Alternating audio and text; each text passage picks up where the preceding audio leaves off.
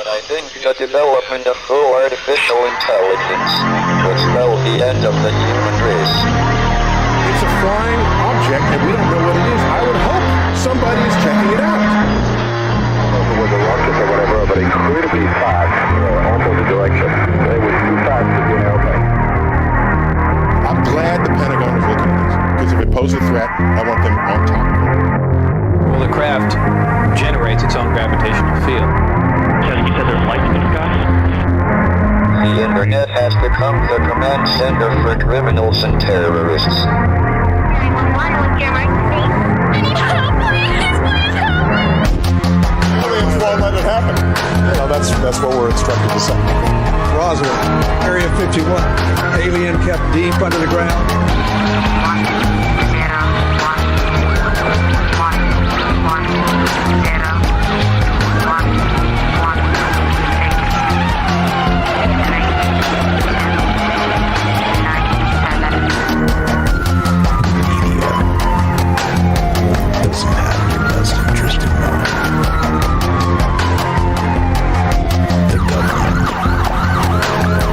self-serving. You're here for a reason. You're listening to Troubled Minds Radio.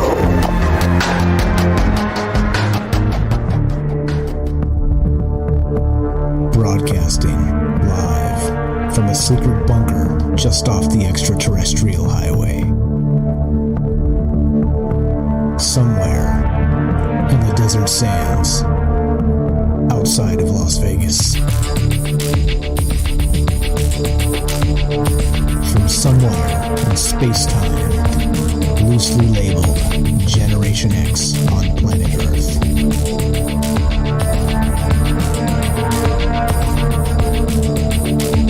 And asking questions of you in earnest into the digital darkness. Good evening and welcome to Troubled Minds Radio. I'm your host, Michael Strange. And hello to all of you who might also have troubled minds. What's up, guys? It's Tuesday night, and that's one of the nights we get together and talk about all the things we are not allowed to talk about. You know what they are? Aliens, conspiracy, the paranormal, the government, academia, the 24-hour news cycle, propaganda, and that bizarre feeling we live in the upside down. We are broadcasting this show live on The Fringe FM, and we are also live on YouTube, Facebook, and DLive. We are taking your phone calls tonight at any time if you want to be part of the show. The number to call, 702-957-1037. That's 702-957-1037. We also have a Discord server running, so if you want to be part of that, I highly recommend it. Lots of smart people in there sharing links, sharing ideas, and you never know who's going to post accidental nudes in Discord. Go to troubledminds.org, and you can find the Discord link right on top of the page, along with the phone number. So if you find yourself thinking tonight, damn, I want to call in and talk about this, you only have one place to remember, troubledminds.org. That's the official website. Phone number is right on the top. Discord link is right on the top. Everything you need is there, and there you go. There you go. I think that's probably a good way to start this. Now, of course, this show, like I said when we started, is about all those things, right, and more.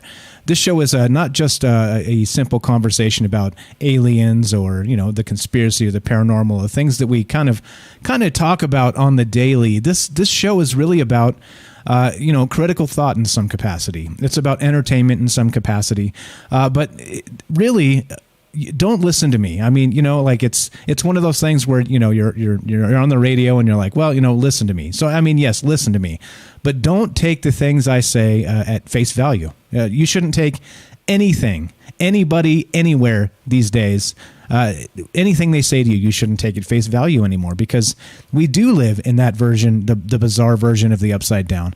And so, as you know, transparency is an important thing. It's why we've always done this show live, even in the old days when nobody was listening and we were on YouTube and Facebook and everywhere else, and nobody was listening. But we still had a phone number up just in case you wanted to correct me, just in case you had a question, just in case you wanted clarification of the things I was saying, because that's an important thing. That transparency is an important part of this, and so that's why we have the phone number up. That's why we include you guys.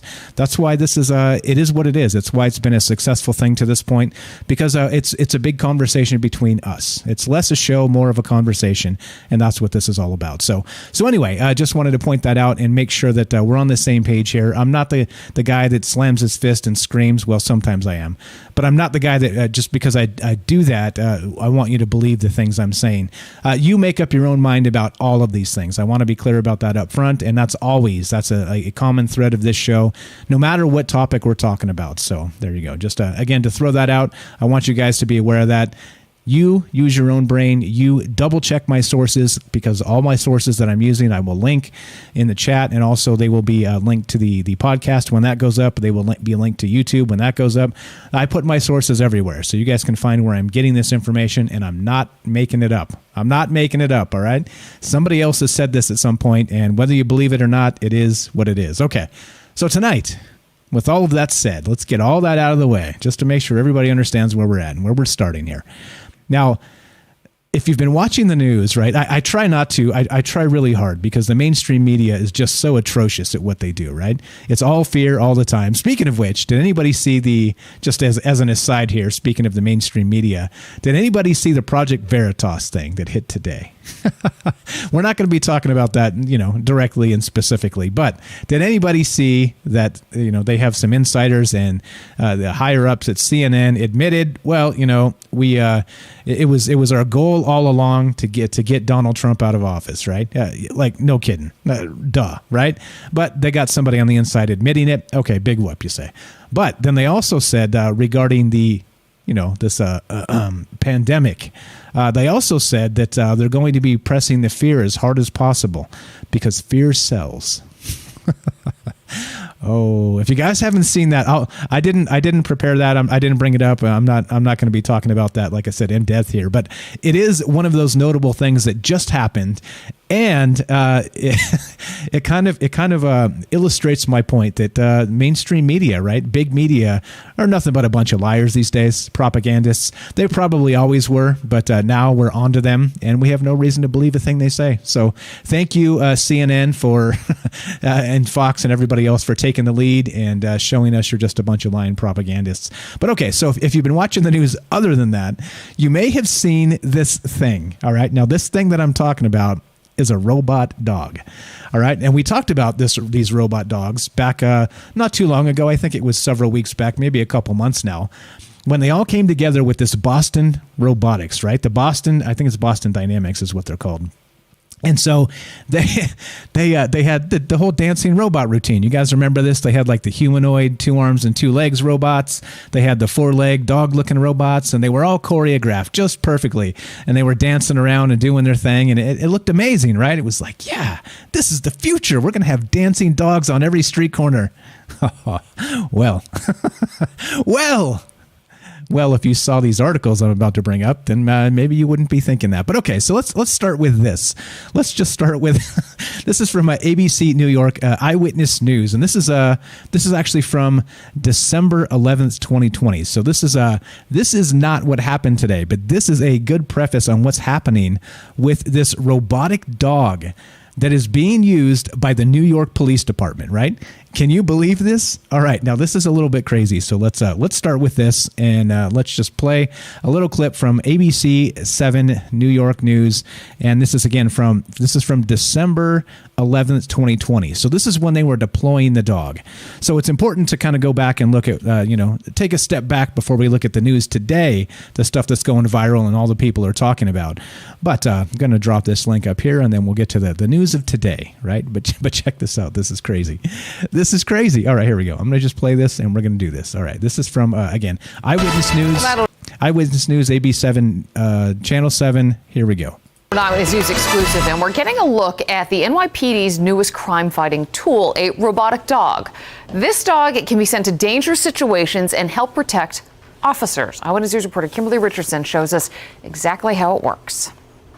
There's a new dog in town, and NYPD canine Archer isn't quite sure what to make of it. This dog is going to save lives. It's going to protect people. It's going to protect officers, and that's our goal. Its name is Digidog. Weighing 70 pounds, it's able to run about 3.5 miles per hour. But that's not all. Check this out. We got an exclusive look at what this futuristic four-legged being can do. Yes, it goes upstairs. This robot's able to use its, artificial intelligence to kind of navigate through very complex environments. Deepu John says it's as simple as playing a video game. He's with the NYPD's Technical Assistance Research Unit. Is one of many officers trained to operate the RoboDog. It is covered with cameras and lights, which allows police to get a real-time look at things. We can send it into complete darkness, and we get an idea of what's going on inside. There it is. It was yellow at the time. In Brooklyn in October, a shooting suspect had barricaded himself in a home. Then in Queens, Digidog was back at it at this tense scene where two armed men were holding 5 hostages in a home. The suspects had a request. People wanted food, so we strapped food onto it, sent it into the location.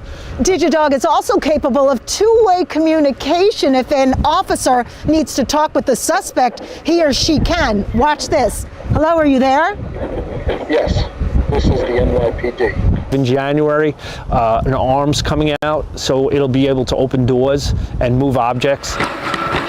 For now, this is the department's only robot dog during this test phase. It's only been used a few times, but officers are hoping to add more, convinced Digidog has a bright future here. Oh, yeah, the Digidog, right? Now, I think the name is a little ridiculous. So the dog, the first dog they've deployed is named Spot. they've named the first Digidog that's working for the New York Police Department Spot. All right.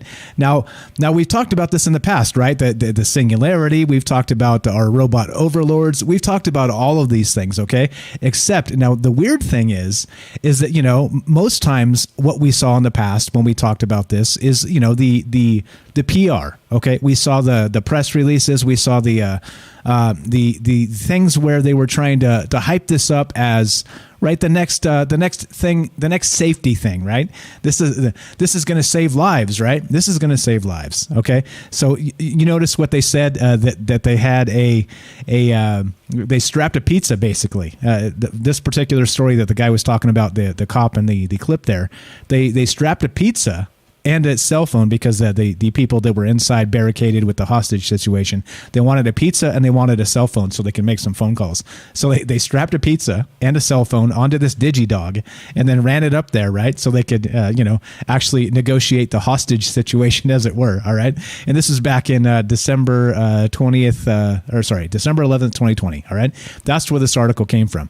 So this is not brand new. All right. Except today, they spotted this thing in the wild, right? So it's one thing to have clips from the news sources and the cops using this, and them talking about it kind of in a closed setting, like a barricade setting, when people don't actually see this, right? They see the footage of it afterward.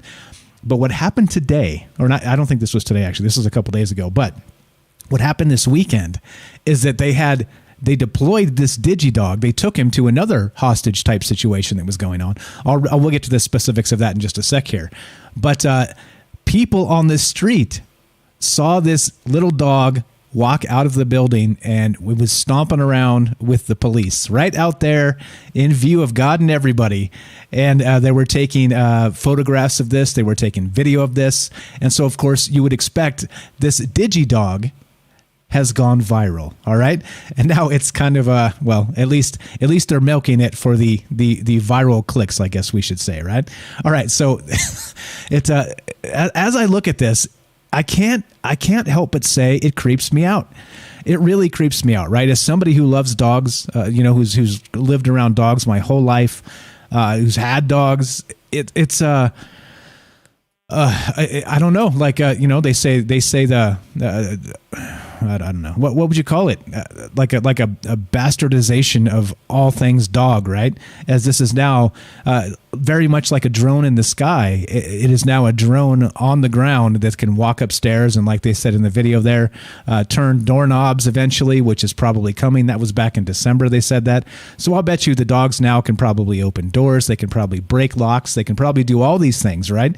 But if you have these digital dogs that, of course, aren't dogs at all. They're just robots. They're drones. They're automatons. They are vessels without a soul. Let's call them that. Robots, right? I mean, like, what the heck is this? And so the cops are able to take the remote control and pilot these things around and do all the things, right? But of course, as we say, this is a conspiracy show after all. How could this go wrong, right? I mean, how could this go wrong? Digital dogs. So the crazy part is back in the day when we discussed this, and as some of the press kind of came out, the press kits and all the stuff with Boston Dynamics and I think it's Boston Dynamics. It might be anyway. We'll roll with that till I correct myself. But they put out these these little blurbs of, oh, look what this dog can do. And I think a year ago, maybe it was probably a year ago now, they had photographs of these things, these dogs and short video clips walking up to these doors and being able to open door handles, right? And so that was a year ago. They were already testing these things. And then so we have the police officers in that video that we just watched saying that, well, soon they're going to be able to open doors, right? But we've seen them do this. So it kind of makes you wonder, right? Like how much they're telling us regarding these digital dogs, the Digidog. And yeah, okay. So anyway, so let's get to the story today. The stuff going viral. Now, this is from the New York Post, and this is from today at 3:04 p.m. Eastern. So this was literally today going on, and this is crazy stuff. So I'm going to link this, and you guys can follow along if you prefer. But like I said, I prefer to link my sources so I'm not making it up. All right, so straight from the New York Post. All right, the headline is this. Oh, geez. Black Mirror trends on Twitter after clip of New York Police Department Robodog goes viral, right? So there you go. I'm not going to play the clip because there's some profanity in it, number one. And number two, you should probably watch it yourself because you're going to be creeped out. But there you go. I've linked it right there in the Twitter video. Please watch this. And there you go. Anyway, right from the article, it says this.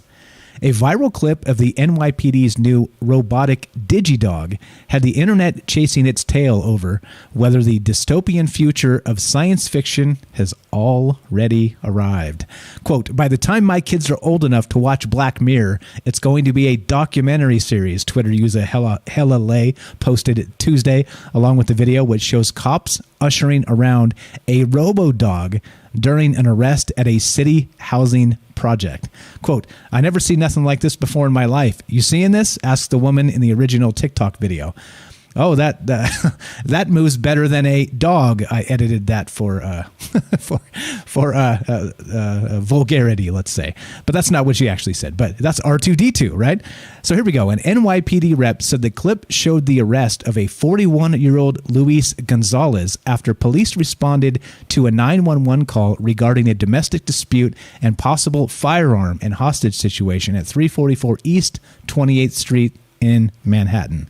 Cops arrived to the scene to find Gonzalez sequestered inside an apartment with a mother and baby who exited unharmed, the NYPD said. Gonzalez was apprehended about 2 hours after 2 hours of negotiations, all right? So it's notable that in this situation, they were able to defuse it and do their thing, right, without this digital dog. But, like I said, people were able to see this thing in the wild out there in public, walking out of a building, hanging out with the cops. And if that doesn't freak you out, I don't know what to tell you because it freaks me out. It totally freaks me out. This is dystopia. Welcome to dystopia, population U. All right. So the dog, quote, was not utilized, the rep said. NYPD's use of robots has come under scrutiny since the first Digidog sighting in the Bronx in February, seemingly out of nowhere. The machine's use drew fire from local politicians, including Representative Alexandria Ocasio-Cortez, who called for the four-legged crime fighter a robotic surveillance ground drone. All right, so that's that's what's trending. That's what's going on right now. And so, of course, right, that literally falls under the purview of this show. We talk about this stuff all the time. And now, in the past, like I said, it was always like a PR kit. It was always a viral video of robot dogs dancing behind barricades, right? And holed up in these little labs behind, or let's say away from prying eyes. Well, and back then we wondered, at what point is this going to become reality? And at which point are we going to see these robotic things, dogs in this case? Imagine when you see the first actual RoboCop that's like 2 arms and 2 legs, right? Imagine when you start seeing things like this. But we thought back then, all right, so how long do you think it is before these things are actually deployed in the real world? How long do you think? And this was like a year ago we were talking about this stuff. But as of right now, as of this second, they've been running these things in New York since December, right? And so, of course, nobody knows about this because it hasn't been seen in public quite yet, or it's very let's say it's swept under the rug. I don't know. I don't know. But anyway, they've been using these things. They're out there. They're in our streets right now. And the cops are using them in one case to strap a pizza to this digital dog and take it up to a hostage, right? Or a hostage type situation, barricade situation. And in other cases, like what's next? If this is what's going on, right? They're able to run the dog up there and it's able to communicate with people up top.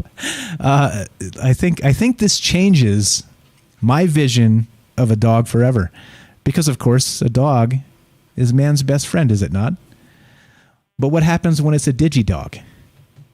Does it become man's best worst enemy? What would you call it? I don't even know what you call it. It's crazy. Okay, so anyway, that's what's going on today. This has gone viral, and the question tonight is this: seeing the images and the video of this Digidog, the digital dog that's running out there with the New York police, does it creep you out? Do you have surveillance concerns, let's say? I guess that's a good way to put it. Surveillance concerns. Or do you have greater concerns than that, right? Does this creep you out? How does this make you feel? As you know, this show is live, and I'm looking to hear from you tonight.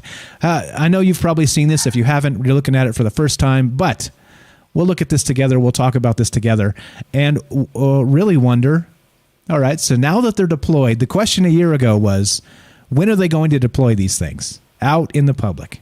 All right. Well, now we have photographs. We have video. We have people describing how they use these Digidogs, these digital dogs. All right. It's going viral today. So the question has been answered. When are they deployed? The answer is now. The answer is yesterday. The answer is they did it. And it was kind of to really not a lot of fanfare, not a lot of hoopla, and it makes you wonder why. Because, of course, you see what happens. You get a video of this thing, and you freak out, right? Like, if it doesn't give you the creeps, like I said, I don't know what to tell you. I really don't. But that's what we're talking about tonight. These digital dogs have been deployed in New York with the cops, and it's going viral today. So that's the question. Does this creep you out? Do you have surveillance concerns? Do you have concerns greater than that?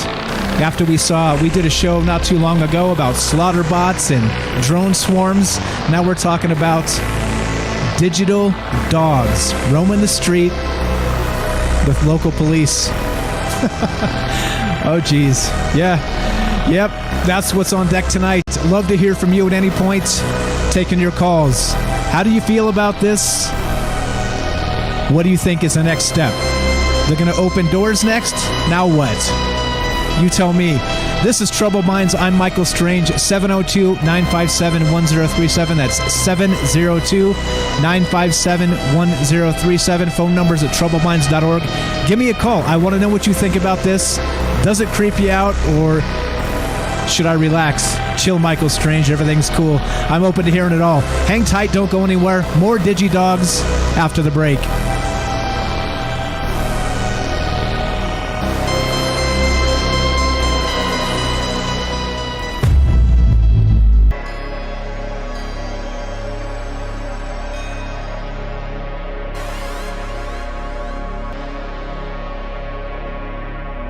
Welcome back to Troubled Minds. I'm your host, Michael Strange. We are streaming on YouTube, Facebook, and DLive. We are broadcasting live on the Fringe FM. If you'd like to be part of the show tonight, the number to call, 702-957-1037. That's 702-957-1037. You could join us on the Discord as well. TroubledMinds.org is the official website. Tonight, we are talking about the New York City Police and how they have deployed the Digidog, the robotic dog that in December of last year brought a pizza to a hostage situation, right, as a food delivery and a cell phone delivery to some folks who were holed up in a hostage situation. However, today, or actually in the last couple days, we had this go viral because they spotted these digital dogs as part of the police force, right? Basically drones that walk around on the ground instead of, fly through the air. It's kind of the same thing, except, well, and when you could talk about full spectrum control and you talk about robots conquering the air and conquering the earth, well, this is just the other part, right? We got drone swarms in the skies. We've got digital dogs on the ground. Like I said, wait until they deploy the very first actual working RoboCop with 2 arms and 2 legs. It is going to freak people out to no end. And yeah, welcome to your dystopia. Again, taking your phone calls tonight, talking about this digital dog that was deployed and is being used actively in particular situations in New York City. And it begs the question to me, where else are they using these things? So we'll get to some more information about this, including how to dismantle, how to power down one of these Digidogs if you find yourself face to face with this technological terror, as Darth Vader would say. All right, we got Tim from Georgia on the phone. Let's go to Tim and talk about Digidogs. Tim, how you doing? No, Florida. Tim from Georgia. How are you, my friend? Did I say Florida? Welcome to the show. Hey, Mike, how are you? I'm doing good, man. I'm doing good. How about you, my friend? Go right ahead with the Digidogs. Well, shout out to the NYPD and an unpaid parking ticket from 1981, but that's besides the point.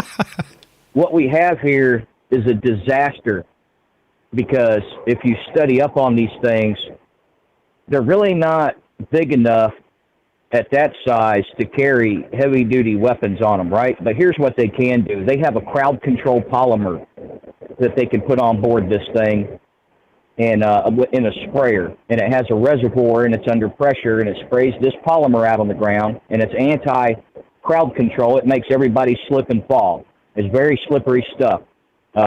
They've used it in Iraq and Afghanistan to spray on barriers for vehicles because the tires just spin on it and they can't go anywhere, and it renders them inoperable.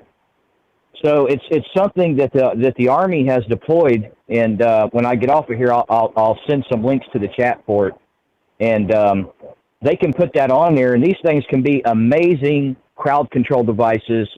They can put LRADs on them. They could put nerve gas on there if they wanted to, and the military application for these things is absolutely amazing. So total murder, death, kill, like you wouldn't believe. And we can blame the Russians for this, Mike. I'm pretty sure we can at some point. They're heavily involved with robotics, and we see the world events, and they're way far ahead with titanium, further than anybody else, especially with 5-dimensional printing, which we're doing that now too in the States, but they're way far ahead with it. So their combat robots, when they come off the shelf, are going to be out of this world, and we really need to catch up. The U.S. is going to have to get caught up and start shelling out the money to get caught up with the technology of the rest of the world, and we slowly are. But think about it. Dubai has had hoverboards and robot police now for years in Dubai, and we're just now getting our first robotic dogs, There's no telling what China has. They probably got robot everything. Heck, half the Chinese people are probably robots for all we know. It could be androids, and we wouldn't know the difference. I mean, come on, man. Well, it's the great firewall with China. We got stuff flying around the sky. We got meteors crashing in. Are you kidding me? Why not? Yeah, and so okay. Now you're making some fantastic points here, and I want to make sure everybody understands this.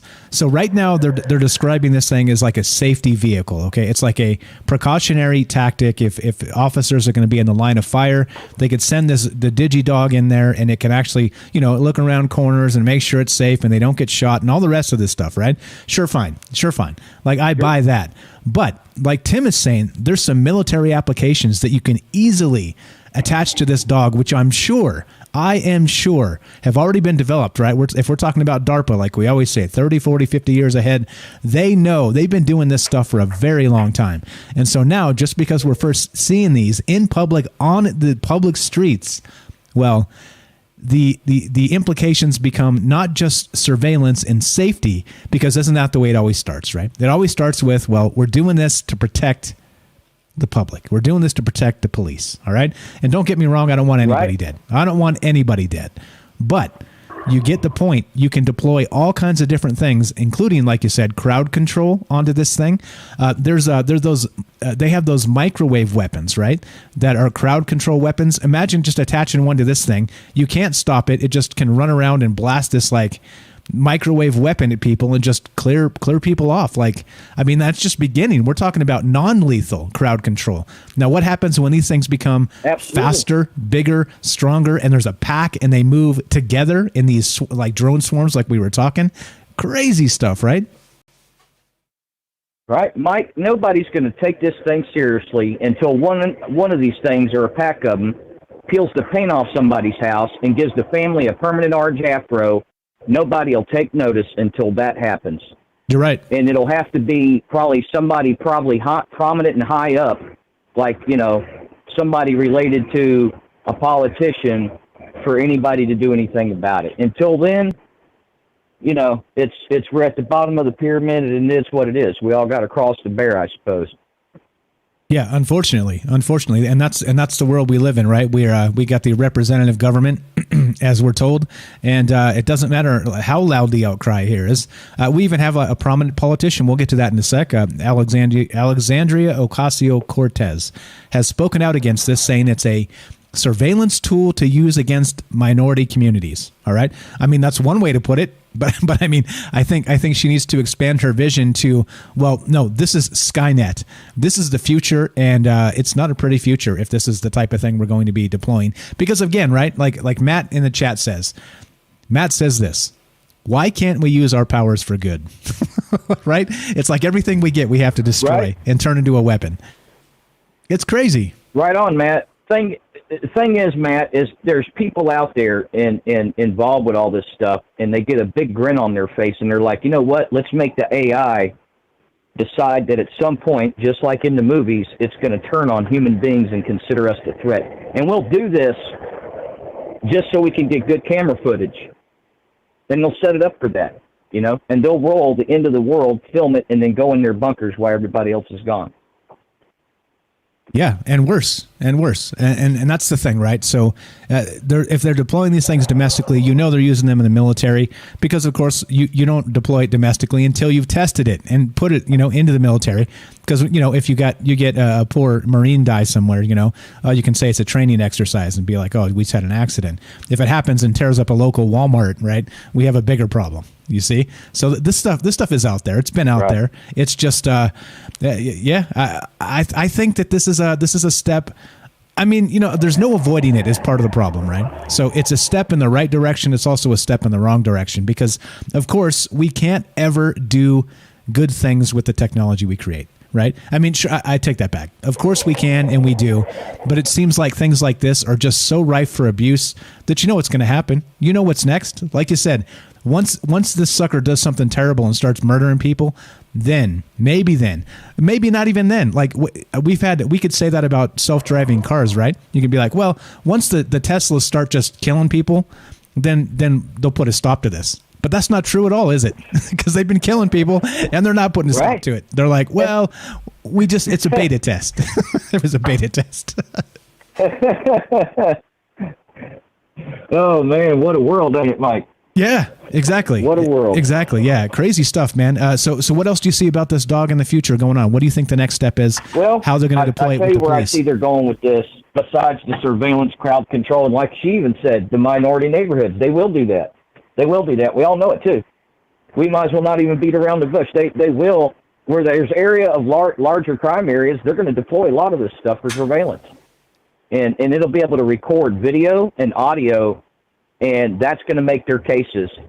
You're also going to see a shift in the legalities of everything so that type of stuff can be introduced in court. And then guess what's coming to the courtrooms next to speed up the process? The robotic probation officer. You literally go in front of it'll be replaced by robots. Everybody will, except for maybe the bailiff, and then the judge will talk to you over a video screen, and that's going to be in the near future, especially in big cities. You've seen the burger flippers. You've seen all the restaurants right now across the United States. Every single one, if you go to their websites or you go look at YouTube, they all have a video for whether it's Kentucky Fried Chicken, I don't care which one it is, on all the new robot flippers and stuff that they're going to be introducing over the next couple years to replace human beings. Yeah, it's coming. It's coming for sure. And it is weird that probably Zoom is one of those technologies that the pandemic has bolstered and made ubiquitous. Everybody's got a Zoom account now, and everybody uses Zoom for their digital prison. Crazy stuff, man. Tim, you were the best, my friend. We're going to keep on trucking here. We got to get to some of this Ocasio-Cortez stuff and Mike. some other stuff. Yeah, good night, buddy. I appreciate the call. Thank you so much for participating. We'll talk to you soon. That's Tim from Georgia, guys. He's got a show called Tinfoil Timothy. You can find him on DLive. I will. I have his links actually posted to every podcast we put up, every YouTube. So go check it out. They're doing good stuff. Him and John over there are doing some fantastic work. This is the stuff we need, guys. We need to get out there, and we need to put our agenda forward, and we need to talk about the things that are important to us, right? Now, regarding these digital dogs, we've talked about in the past, the 3 laws of robotics, right? Isaac Asimov and iRobot, right? Which is an old book, was remade into that flick with Will Smith, where they were doing the robotics and all the rest of this, right? But eventually, what happens is it starts with a remote control in a human's hand, right? And then pretty soon, it's not fast enough, it's not smart enough, it's not good enough because it's got a human limitation, all right? And the human limitation means that you're going to power these things, these digital dogs, the Digidogs, which are in the news now, of course, which we're talking about today. That's the topic, the digital dog that the police are deploying to keep everybody safe, right? The next thing is going to be, well, it's not, the human operation of the joystick is not fast enough. So we have to put artificial intelligence into this thing, right? And it has to acquire its own targets and generate and parse its own threats, right? On a threat level basis. And that's what we're talking about with this. And this is where this starts to get a little bit scary, all right? Instead of just a little bit scary, it starts to get a lot bit scary. Because if the dogs, right, are doing the autonomous targeting, and of course, once you remove the human interaction and the slow brain to thumb movements as you remote control these dogs, then we have something else entirely. We have its own autonomous. It becomes a living thing, does it not? Like we said that it's this golem of sorts. It's this thing without. It's a vessel without a soul. All right. But then think of it this way. Oddly enough, once you program the artificial intelligence into this thing for it to parse its own threats and then to also take out those own threats, things it has determined to be threats, it no longer is just a vessel, is it? You've put a digital soul of sorts into this thing. And it's now deciding what's best for itself based on the programming put forth by, of course, the government, the programmers, everybody else, whoever's doing these things. It's crazy, is it not? All right, we'll get to some more of this. Still taking your phone calls if you want to be part of the show tonight. 702-957-1037. That's 702-957-1037. We're talking about this Digidog today that was deployed in New York City for another hostage type situation. Apparently, they didn't have to use it today, which fine, cool. That's good, right? That's a good thing. However, they've used it in the past, and they brought it assuming they might have to use it for whatever it is, right? Whatever the situation may require. And the difference between, and like I said, they've been using these since December, all right? But the reason it's coming out today and it's going viral is because people actually saw this thing deployed in the wild, so to speak, in public, and they took video, they took photographs, and people are like, WTF is that thing, right? What is going on here? And no, well, that's what we're here talking about. Love to hear from you guys tonight. Thank you, Tim, for the first call. Looking to hear from you. Does this creep you out? This digital dog they've deployed in New York. And what's next? I've told you what I think is next, and I could continue with that. But if you've had, exactly, what's up, Tim? If anybody had an experience with a robot, love to hear from you tonight. If these digital dogs creep you out, or if you have a prediction of where this is headed next, any of this stuff, give me a call, 702-957-1037. Troubledminds.org is the official website. We've got some more. Let's get to some more of this. All right, so then this was today, again, reported by the New York Post. All right, it's going viral. I got pictures I'm putting up. I'm linking all my sources. As always, you can find this. Now, we'll get into the ethics of this in a little bit, all right? The actual ethics of deploying these digital dogs and what it means for, just like Tim was saying, just like Ocasio-Cortez is saying, for surveillance to minority communities, right? Like communities in general. But of course, right, you put these things out there and you have them, just like, I don't know if they have it out here or out where you guys live, but out here in Las Vegas, if you go to the back of these Walmart parking lots, there's huge parking lots. It's huge. They have these police cameras set up, right? Because I don't know what's going on. What were they doing? Do they deal drugs at the back of a Walmart parking lot? I don't know. I don't know what's going on back there. But at the very back side, the very end of the parking lot, they have these cameras. I guess people meet there to do their Craigslist exchanges or something. I don't know.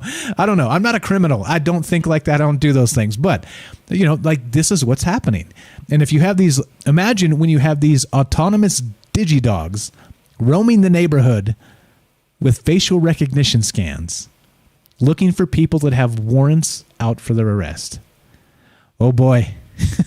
Oh boy. Fourth Amendment implications galore. So anyway, looking to hear from you guys, 702-957-1037. Click the Discord link. We got John in the Discord. We'll go to him right after the top of the hour here. I see you there, John. All right, now here's the thing.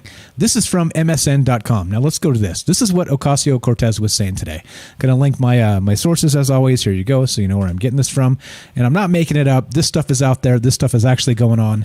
And these dogs are not out there dancing. They're being deployed in paramilitary ways. But anyway, here we go. So the cost of these dogs are $75,000, right? The cost of these dogs. This is from MSN.com. AOC slams NYPD's $75,000 robotic police dog named Digidog as racist. And by the way, like I said when we started, the name of this particular Digidog is Spot. All right. Isn't that adorbs? Oh, so cute. So cute. All right. So here we go. Straight from the article. Read just a smidge of this so you can get where a local politician in New York, I believe she is from the Bronx, right? She maybe not from there, but that's actually the spot that she resides over, or is the ruler over, or representative over. I'm sorry. I apologize for getting that wrong. But okay, anyway, here we go. Alexandria Ocasio-Cortez has denounced the NYPD's new crime-fighting robot dog, appearing to accuse the Department of racism for deploying the device for testing in only low-income communities of color.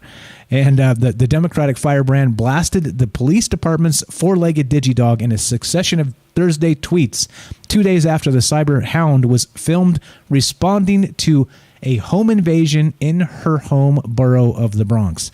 Quote, shout out to everyone who fought against community advocates who demanded these resources go to investments like school and counseling instead, she wrote.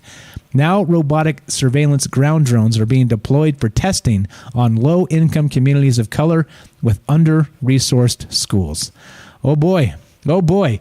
Think of that, right? We have a politician that's angry about the way we spend our money.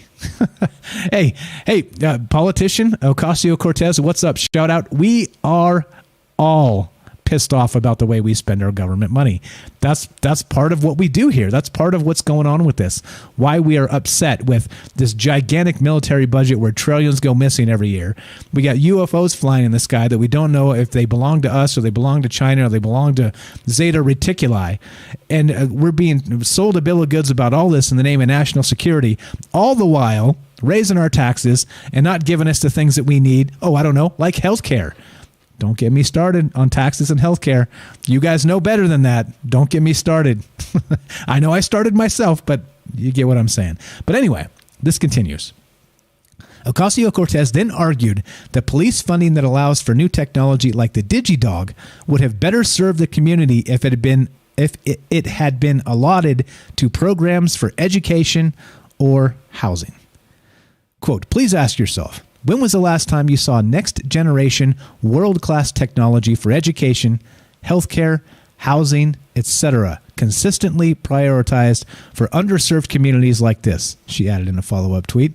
And I am a huge critic of Ocasio-Cortez most of the time, but I can't argue here. She's dead on. She is spot on with this.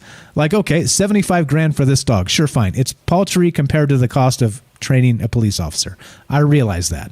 I do realize that. Okay, but you got to understand that, didn't we go through this whole summer last year of defund the police?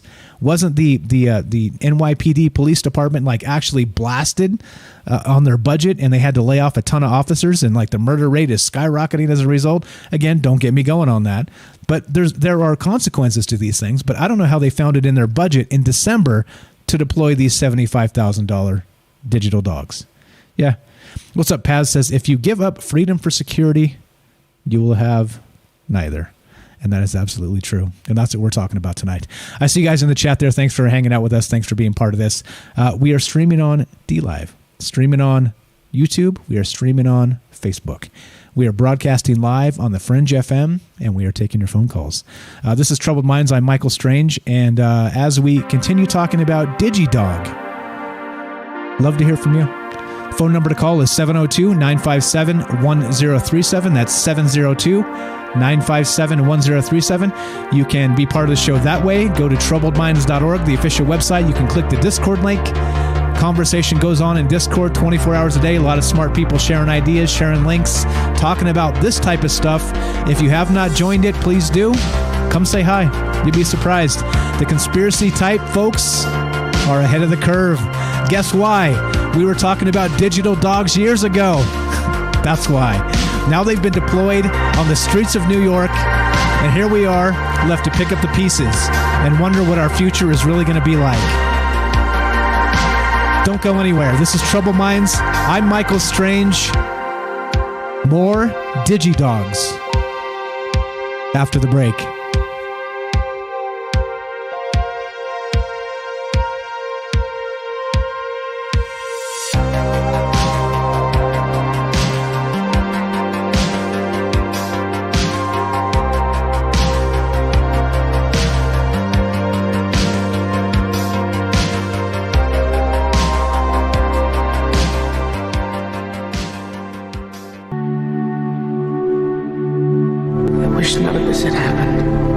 So do all who live to see such times, but that is not for them to decide.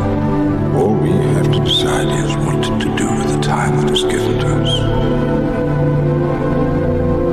There are other forces at work in this world, Frodo, besides the will of evil. Bilbo was meant to find the ring, in which case you also were meant to have it. And that is an encouraging thought.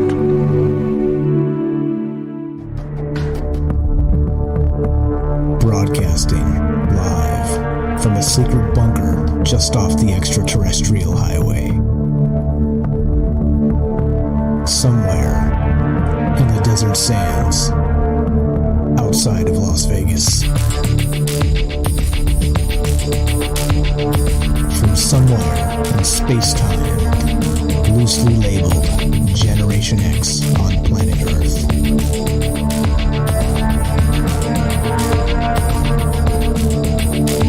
And asking questions of you.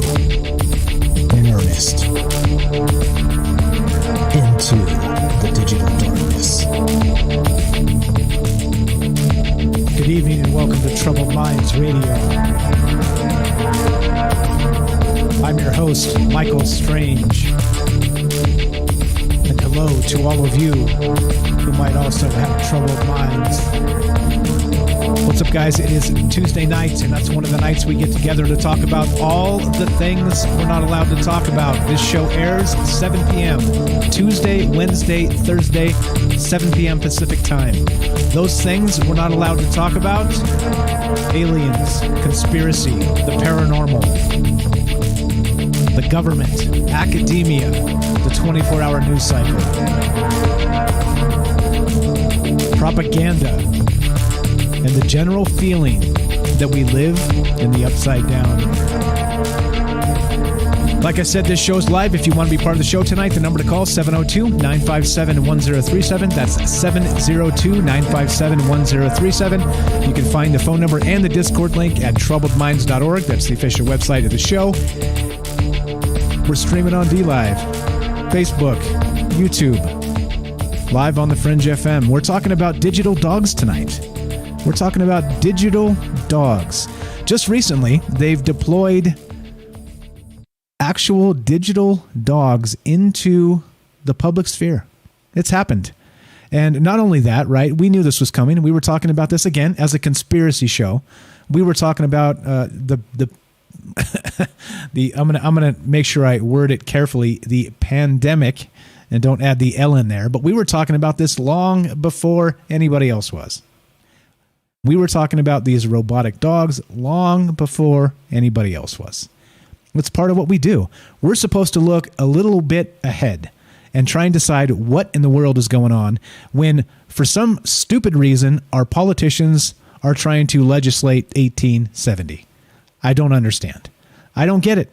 There's a ton of stuff, notably, speaking of these digital dogs that have been deployed by the New York City Police Department, which we'll get into as we talk about this tonight. Not only that, there's Isaac Asimov's The Three Laws, right? Should robots have the autonomy to hurt human beings?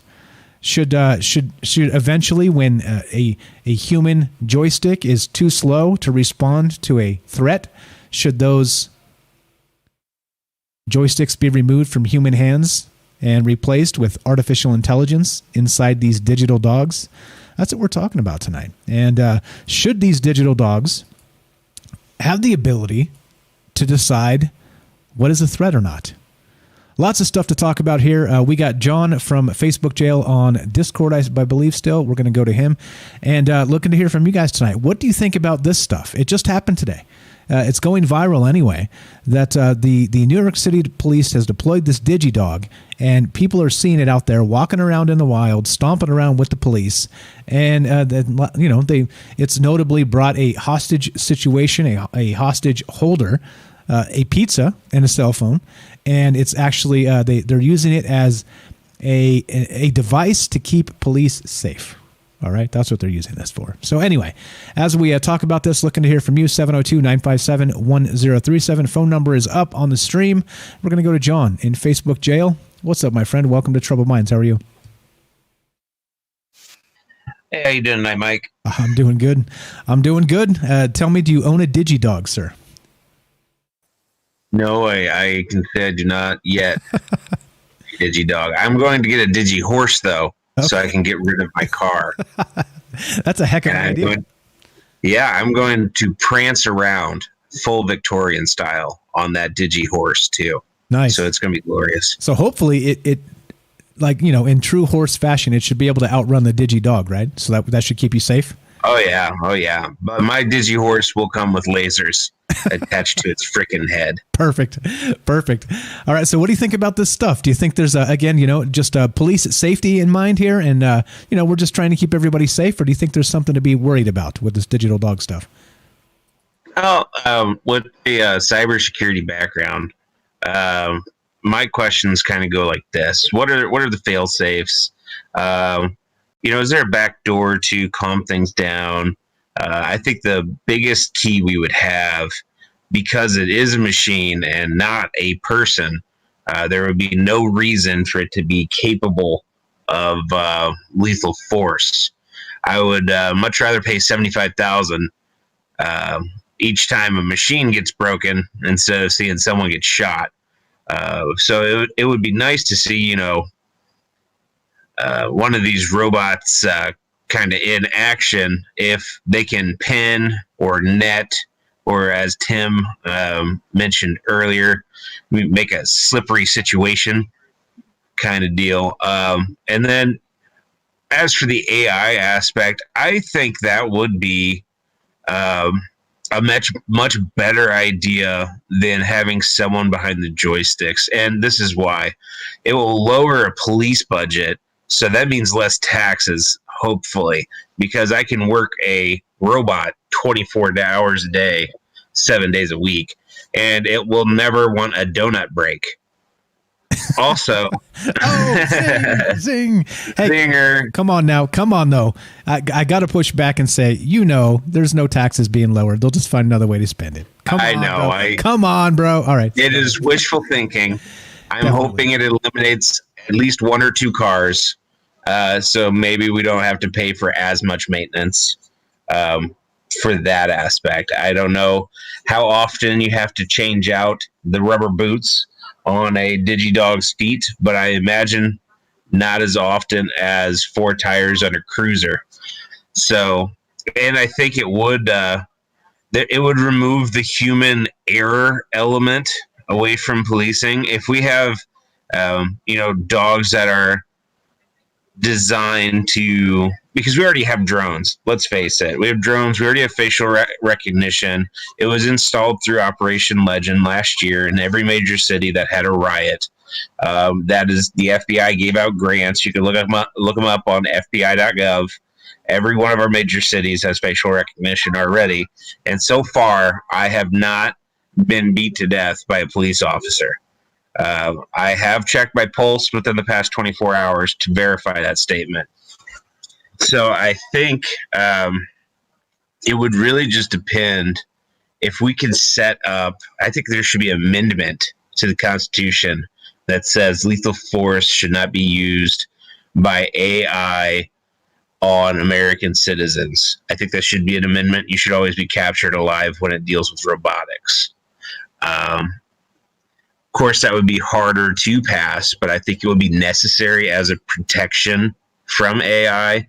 But with it being a robot, let it break before someone dies. You know what I mean?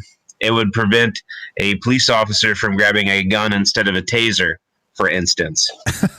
I have no idea why you use that as a recent example, but okay, we'll go with it. We'll go with that.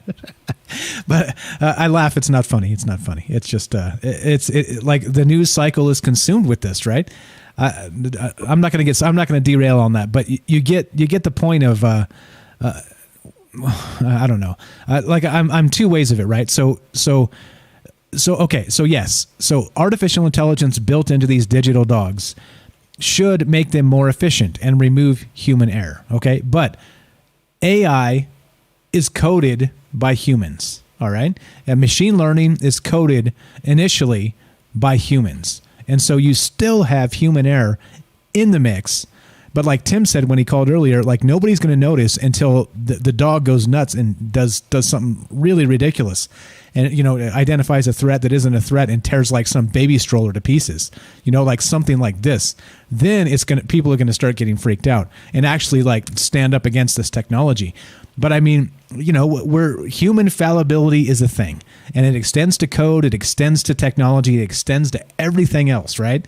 So I don't know. I think you're right. I think that's why they put the amendment provision in the Constitution so that people could agree that, hey, using these things on the street with the ability to target threats and take them down as a lethal gesture should be completely illegal, and it should be put into an amendment in the Constitution. I agree with you. I'd get behind that.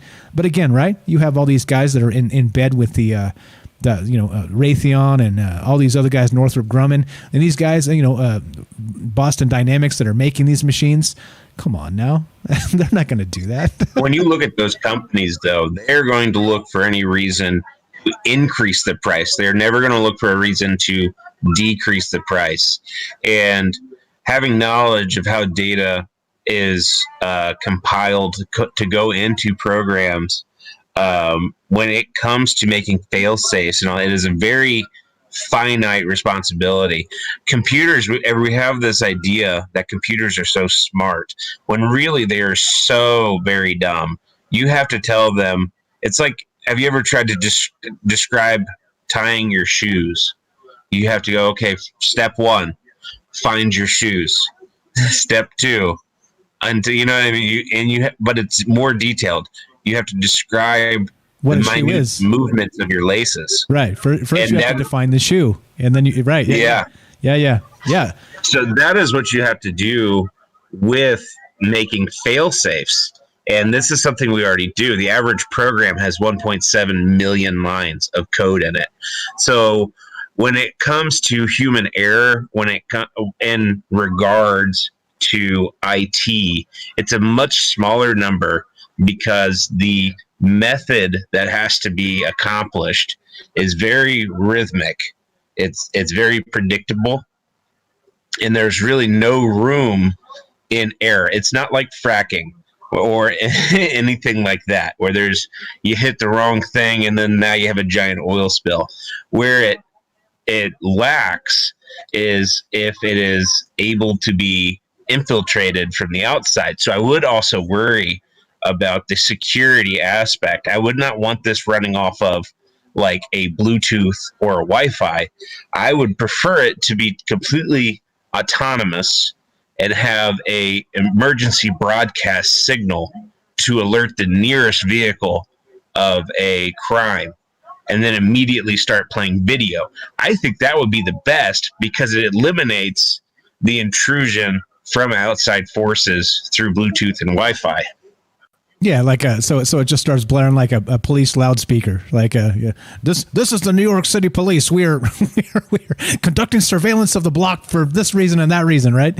Something like that, right? Or maybe have it post up on we're going to digital information boards, so maybe it'll post there as well, so other citizens can know what is going on in this area and can avoid it. And this technology can really, if used correctly, if provisions are in place, if it's not used for deadly force, if it is not, Russian, if if it is not implemented in a offensive stance, but a defensive reactionary stance, which is what the police are trying to get to. It's hard to be everywhere, especially in this day and age with Russian disinformation campaigns forcing officers to feel like they need to quit their jobs and really just disappear. We need to have a mixture of AI and human element. I'm not advocating to get rid of the human element, but I can see a very real need to add additional eyes, especially in cities. Let's say there's a high sexual assault rate and you don't have the human resources to place underneath a tunnel or a bridge, an overpass or whatever else, but you can leave a Digidog out there and it could sit out there and deter it so people can walk back and forth and not get robbed or raped. I think that would be, because video is a great deterrent, but the problem with cameras is they have to be wired, they have to be maintained, and they're easily painted over. So we saw this during the riots last year, people carrying spray paint and painting over that. Well, with these Digidogs, there's so many cameras on them. Yeah, you get one, but while you're painting that one from that angle you think you're not being covered on, there's more cameras to get you, I will say, with how many laws the United States have, though, there will be a need to restructure the thousands of laws that we have to a lower amount when these Digidogs come out. And that should be part of the real amendment to this, because there's too many laws as it is. So these dogs could be used in cities where governors and mayors and police chiefs are harder pressing the rule of law compared to those cities where there's, basically total anarchy right now. There has to be a middle ground. We have to be able to compromise our law and order books to a much more reasonable rate before these can, well, even after these are already implemented. It's just, there's a lot that needs to be done because we are not prepared. America is not designed for AI. They were designed to be free, loving people that has a police force that always has to catch up. But if we can rework our society a little bit to where there's not so much need for the police to always be defending, get rid of some of these laws, I think we would really benefit from this, mostly because we're not, Russia. Yeah, or China or anything else. If you're just joining us, guys, we're talking about these digital dogs that were deployed with the New York City Police back in December. They're going viral this past weekend for actually being seen in the wild, actually out in public. People have posted videos and photographs of these things, and they're using them, defensively right now, like you said. And I'm with you. Like there's reason to be optimistic here, okay? But again, it's like everything else that humans get their hands on, is that we just find some way to screw it up. And that's the problem. That's the problem I have with this. And I'm with you. Like, I do get and I do hope that we can deploy these things and make them proper, make them work the way they're supposed to. But the level of abuse that can be put into these things just on a local level is pretty absurd. And I think this is why they've made the Constitution able to be amended. And oddly enough, in the 1950s, I linked it in the chat, Isaac Asimov wrote the essays that actually comprised of the I, Robot, right? And they based the movie on with Will Smith, like I said. And so they had very similar, interestingly, in that movie. Have you seen I, Robot with Will Smith, by the way?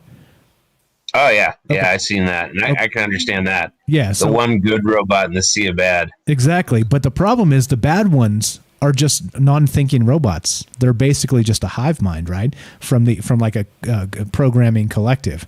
And so as a result of all that, it's the same situation that we see ourselves in now. But these things are starting to be deployed. This is the first iRobot that's working with the New York City Police. But where else are they? If they're doing it, somebody else is doing it. Some other big city somewhere, maybe Los Angeles, who knows, maybe Chicago, who knows? And this is what's happening. These things are kind of being rolled out, deployed. And like Tim said earlier, and I agree with him, it doesn't make national news, like super national news, and actually become a concern until they tear up something awful. They do something really terrible. But even then, right, it's like the media controls it. Just like I pointed out that the Tesla, has killed lots of people, right? The self-driving thing, even when you're using it properly, sometimes it like misidentifies a big rig pulling out in front of you as a billboard and doesn't stop, right? Like it just keeps on rolling thinking it's a billboard, but nope, it's a big rig in front of you and you're dead. So, but they haven't stopped the Teslas. You see what I'm saying? It's like what level of programming is acceptable, what level of casualty is acceptable, and that's where the conversation comes into me. So I'm with you, man. I love your optimism, and I think that in some capacity, we human beings know how to do these things right. We know how to do these things right.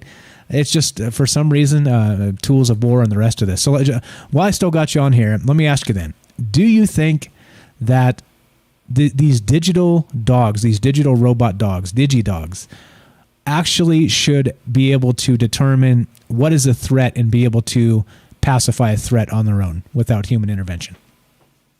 I'm going to ask you in the most Bill Clinton of ways, define pacify. I did not pacify that standard by pacify means take physical action against an entity, human of course, that is deemed a threat. Physical action. I am picturing RoboCop with the net. Does that make sense? Yeah, that makes sense. I do not think that we should be able to equip these things with lethal force.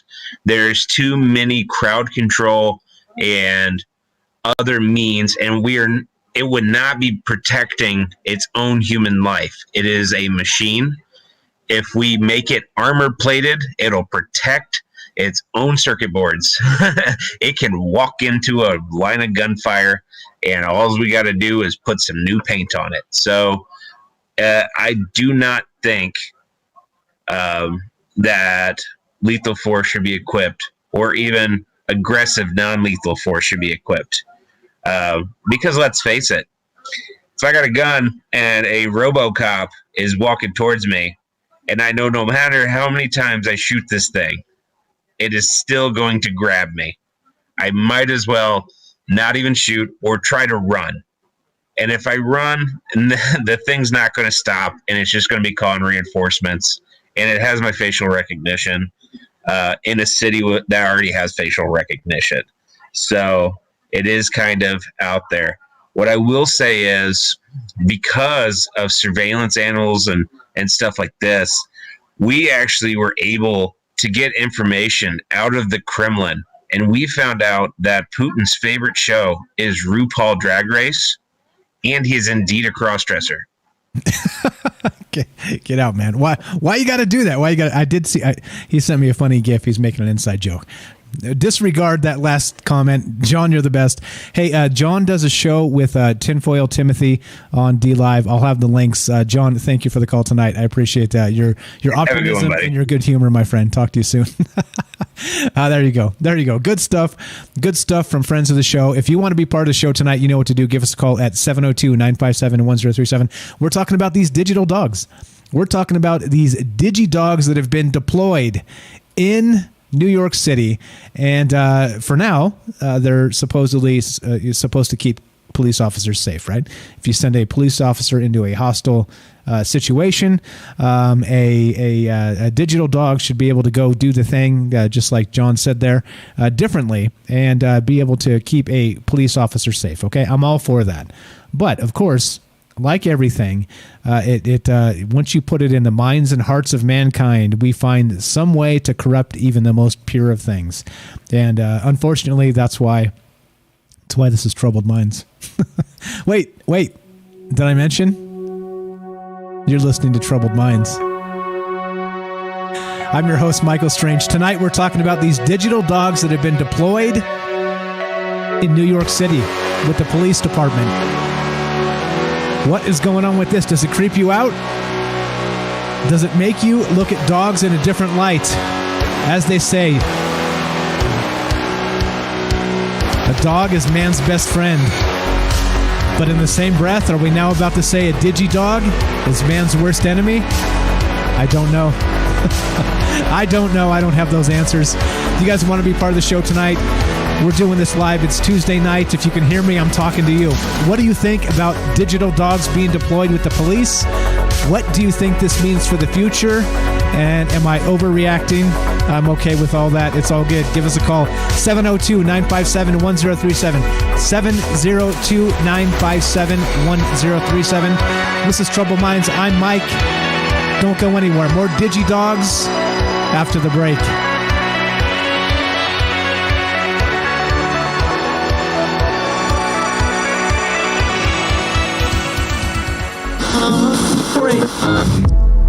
The truth is out there, and so are we.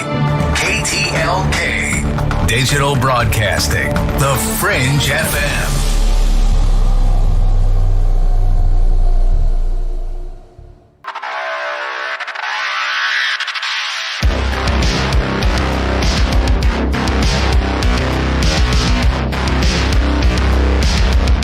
Welcome back to Troubled Minds. I'm your host, Michael Strange. We're streaming live on Facebook, streaming live on YouTube, streaming on DLive. We're broadcasting live on the Fringe FM. If you want to be part of the show tonight, the number to call is 702-957-1037. That's 702-957-1037. Go to troubledminds.org, the official website. You can find the phone number and the Discord link. Come join us. Love to hear what you think about digital dogs. Digidogs have been deployed with the New York City Police Department, and people are freaking out. Look at the pictures. Look at the video. Does it freak you out? For now, they're defensive. They're supposed to keep our cops safe. What about 5 years from now? What about 10 years from now? Do you think these things can be used for some other purpose that is a military purpose? That specifically probably shouldn't be deployed on our public streets. I realize that the world is changing and the world is growing into more of a police state and more of a surveillance state. But I do not agree that it should be brought to our streets. And I don't like the thought of some town in middle America turning into a war zone with these digital dogs and with these surveillance drones and the drone swarms and all the things that are happening with the mass surveillance. I don't like it. I just don't like it, right? Like I said, amazing Fourth Amendment implications, which we've talked about on another show. We'll bring up at some point again, because nobody talks about human rights anymore. Nobody talks about the Bill of Rights. Nobody talks about any of this because, of course, you do, and they label you a racist, right? That's the deal. If you bring up the Bill of Rights, you're a racist. Well, I happen to disagree. I'm sorry. If you think that of me, well, you don't know me well enough, and sorry, you're wrong. I'm not at all. But anyway, I digress. We're talking about digital dogs tonight and love to hear from you. If you want to be part of the show, 702-957-1037. That's 702-957-1037. Now, I did promise as we were talking about this tonight, we're going to talk about the ethics real quick of this. And then we're also going to talk about how to dismantle, how to take one of these things out. All right. And before we do that, though, we had a fantastic comment by Elizabeth in the Facebook chat. Let me go back to that. Now, Elizabeth says this in the Facebook chat, and this is a fantastic point. I think the technology is connected to 5G, 6G, and the Internet of Things. And that's a fantastic point, and here's why. So currently, the Internet of Things with the 5G, the 6G, and the rest of this means that, right, your refrigerator will recognize when you need more milk or something like this, right? Your toaster will know when you're out of bread, things like this. And they will order you new ones, or they will put it on a shopping list for you and text it to your phone, whatever, right? Like whatever level of interaction you want to have with your Internet of Things, okay? But the Internet of Things, when it stops being your toaster and your refrigerator and becomes connected to these digital dogs, which, as John described when he, the last caller there. Thanks again, John. Thanks again, Tim. Great calls tonight. If anybody wants to be part of the show, you know what to do. Phone number's up, troubledminds.org. But look, if this 5G and 6G is connected to these dogs, and like John was saying, anything can be hacked, right? What level of security is with these things? If we're using Bluetooth with this, it's not a good thing. Because, of course, you can do man-in-the-middle attacks with Bluetooth. You could spoof it. You could do all kinds of things, right? You can do all kinds of damage with internet signals, redirects, hacks, right? All kinds of things. They do it all the time. But if we're talking about 5G and 6G, and they're talking about tethering these things up every, 100 meters or some 100 yards, then this thing's going to be online all the time, right? As a patrolling dog in the neighborhood, keeping people safe, which is fine, right? I mean, in concept, I think it's fine. Except, well, it's got cameras. So what happens if it's patrolling and trying to keep people safe, and there are those Fourth Amendment implications, and it, on its web cameras or whatever's going on with this thing, as it reports back to the police department in real time. What if this thing catches, like a drug deal across the street, right? It's not patrolling that side of the street, but it catches it on camera. Now, should those people be able to be prosecuted for that particular offense, right? Like, this is the type, like, it's can of worm type questions. Once you start making these things autonomous and letting them go and connected and tethered to this 5G and 6G technology to where the information is coming back to police departments in real time. And they have these guys, by the way, speaking of this type of technology, right? They have guys now that go through these red light cams, right? So every time, the red light cams, they work like this. You run a red light and they take a picture of the car running the red light, right? They get probably multiple pictures. So then they send it to make sure that they don't screw up and send you a traffic ticket, right? And I'm talking about draconian states like, I don't know, Illinois that have these, New York State. We don't have them in Nevada just yet. If there's a camera up on the thing, it's probably part of Skynet and not part of the traffic cam here, because I think they're still illegal here. But anyway, then they take these photographs from the traffic cams and then they send them to this team of people that review the footage to make sure that actually was a violation, right? So it actually goes through like a human process, but it's after the fact, right? So this is a kind of like the send a ticket, don't send a ticket type of situation. So that's how that works, right? It's not like a real time, bing, gotcha. It uploads to the cloud. It sends you, by the time you get home, you've got a violation in your mailbox. It's not like that, or in your email. It's not like that. But in the opposite, right? It'll be the same thing, except it'll all be real time. We'll have like police officers, instead of actually patrolling the streets, they'll be behind a barbed wire fence, let's say, and they will be kind of patrolling this thing. They'll be able to tell it, well, go to the end of the street corner. There might be something down there, right? And, they'll be able to override and, communicate with people on the street and all the rest of this, right? It'll all be part of the thing, but it'll all be real time. And that's part of that 5G, 6G thing, where everything is going to be connected into that Internet of Things. Great. See, you drop a great comment in the chat, and it ends up on the show. Thank you very much, Elizabeth, for reminding me of that. And so that's the thing, right? The deal is that we're talking about these digital dogs tonight, guys, and they deployed them in New York City, and it's going viral. It's going viral. They've got these dogs out there, and they're stomping around. Like I said, I'm not going to play the video here because, well, copyrights and all this other stuff. But there's the link. I'm going to put the link up again one more time, and I encourage you to go watch the video of this dog. And I have to admit, the first time I saw this video, I thought this was fake. I literally thought this was one of those like faked videos. I was like, no, that is not a real digital dog. Get out of here, right? No chance. But then I kept watching. I was like, wait. I think maybe that might actually be a real digital dog chilling with the cops. What is this, right? Like, what is going on here? I have no idea. But it started to creep me out. Once I realized it was not fake and it was indeed a real video, I kind of was like, feeling weird about it. All right. So anyway, I did promise that there's an article here that describes how to take out these. Okay. Now I have to preface all this with this is all hypothetical. This is all hypothetical. All right. So everybody needs to, everybody relax. Everybody take a sip of tea, a little bit of tea. Everybody relax. This is all hypothetical. All right. But there's a tongue-in-cheek article here. Written by, where is this? Who is this by? By Mashable. Yeah, Mashable. All right, here we go. Now, this is how they describe how to bring these things down. All right, I'm gonna link this in the thing. Here you go. In all the chats, you guys can all find all this stuff. And here we go. So here's some ways. What's up? Brent in the Fringe Discord says this. EMP is an electromagnetic pulse. We are comprised of the same energy in our body's electric system. There are different power levels up to magnetic North Pole, for example. And yes, so an EMP, an electromagnetic pulse, will, in theory, take out these robo dogs, the Digidogs, all right, as it were.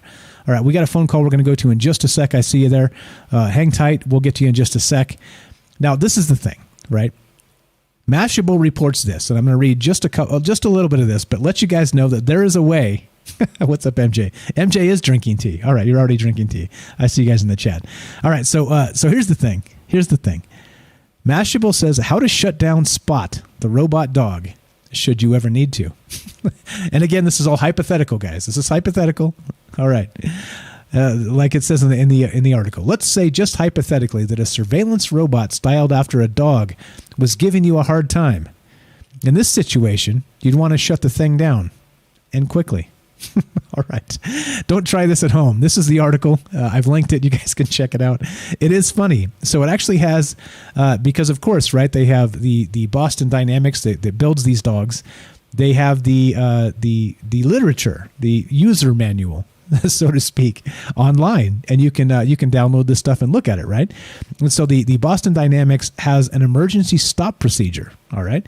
And so the first one is really kind of a moot point because you have to have the actual remote control. All right. So there's like a emergency stop built into the remote control, as there should be, right? So we're going to skip that minutia because most of us don't have a $75,000 robot dog, nor do we have access to the control of a dog we do not own. All right. So we're going to skip that. But it does tell you what you need to do. All right. But here we go. So the manual actually, which is fantastic, and I'll link the manual as well, and you guys can read the manual of Spot the Robot Dog if you prefer. But it apparently has pinch points. So meaning that this dog in particular, you're not supposed to get close to it while it's operating because your clothes or your fingers might get stuck in its joints. And it might actually tear you into pieces on accident, just moving around, right? So you should avoid this at all costs. So there we go. There's that, right? But then here we go. Now it continues. Now, hypothetically speaking, if you were being accosted by one of these digital dogs, one of the ways to stop it is this. According to Boston Dynamics instruction manual and various documentation online, there are several possible ways to temporarily pause Spot's activities. We are not recommending anyone actually do any of these things, and I want to make sure that's very, very clear. I do not recommend anybody do any of these things along with them, okay? And that's exactly what I'm talking about. This is entertainment. This is for entertainment purposes only, all right? Nobody recommends you do any of these things. Make that very clear. But anyway, there's a battery pack. Yeah. The robots run on removable lithium-ion batteries, and Boston Dynamics tells operators that in best practice, the battery should be removed when Spot is not in use. But what about the non-best practice? A diagram found in the instruction manual depicts an operator inserting the battery, but of course not moving it. So, just as an aside, there's a battery on the bottom of these things with the handle. So, I'm just saying, hypothetically, if you're accosted by one of these in your dream and you want to dismantle it, there is a battery underneath it. Probably you won't get enough time to really bother. But anyway, I thought this was a pretty funny article. It kind of goes in some other ways. Clearly, an EMP would work, right? Electromagnetic pulse to take down this thing. But there's the article if you guys want to go into it. I thought it was pretty hilarious that somebody had written the tongue-in-cheek article for entertainment purposes only because, of course, nobody would really try and dismantle a robot dog. That would be criminal, wouldn't it? That would be criminal. All right. We've got a phone call. Let's go to I'm not sure who this is. Welcome to Troubled Minds. What's your first name? Where are you calling from? Justin from Michigan. Justin from Michigan. How are you, my friend? Good. How are you? Doing good. What do you think about Spot the Robot Dog? Yeah, so I'm just worried about when my neighbor has one. And what are the implications for that? That's a fantastic question, right? It's going to sit out front. Are they just going to have security dogs roaming their yards like the super rich? Right, they're not that expensive. Right. For if you have if you're wealthy, $75K is just another car, right? Shrug your shoulders, big deal. Yeah, exactly. Yeah. So that's a good point. And then so what happens when they become commercially available? What happens when people have them, they say the junkyard dog, right? It's a thing. Well, what happens if the junkyard dog becomes Fido, the robo dog? Yeah, good question, man. Right. And what happens when they do whatever they want to it and, put whatever they want on it because they don't care if they void the warranty? Yeah. Of course. I mean, there's those implications, but then, we're already halfway there, right? So we're not only talking about, like armed security or something like, keeping people out of Bill Gates' house, right? I'm sure that's probably already a thing, but now, and talking about surveillance, I'm sure they have cameras everywhere, but now we're talking about a digital version of all those things, all in one. That with this, as they build AI into it. Yeah, who knows? You know how people hack things? They kind of jailbreak their phones and make them do things they're not supposed to. Imagine jailbreaking a robot dog software and making it, just a little bit more aggressive. You know what I'm saying? Yeah, well, and I think that'll only be a matter of time. Yeah, I think. Well, that's once the technology gets out there. Somebody will figure it out. Yeah. I'm sure they're already working on it. You know what I mean? Like they have access to the software, probably. They have access to the instruction manuals. Like we said, hypothetically in your dream, you could pull the battery out from underneath it. So, if you needed to. Yep, hypothetically. Yeah, totally, if you needed to. But yeah, I mean, you're right. You're right. What happens when this becomes a private citizen thing, and you have your neighbor with a whole pack of robo-dogs keeping you on your side of the line? Oh boy. Well, right, yeah, and not just your neighbor, but say any kind of organization or anything like that. If they have the money, why not spend $1 million and get 12 robo-dogs to send in and do your dirty work? Exactly right. And the beautiful part is, if the programming is a little bit wonky, you got plausible deniability, right? The thing just spurred out on us. We didn't tell it to do that; it just did it. It totally did it.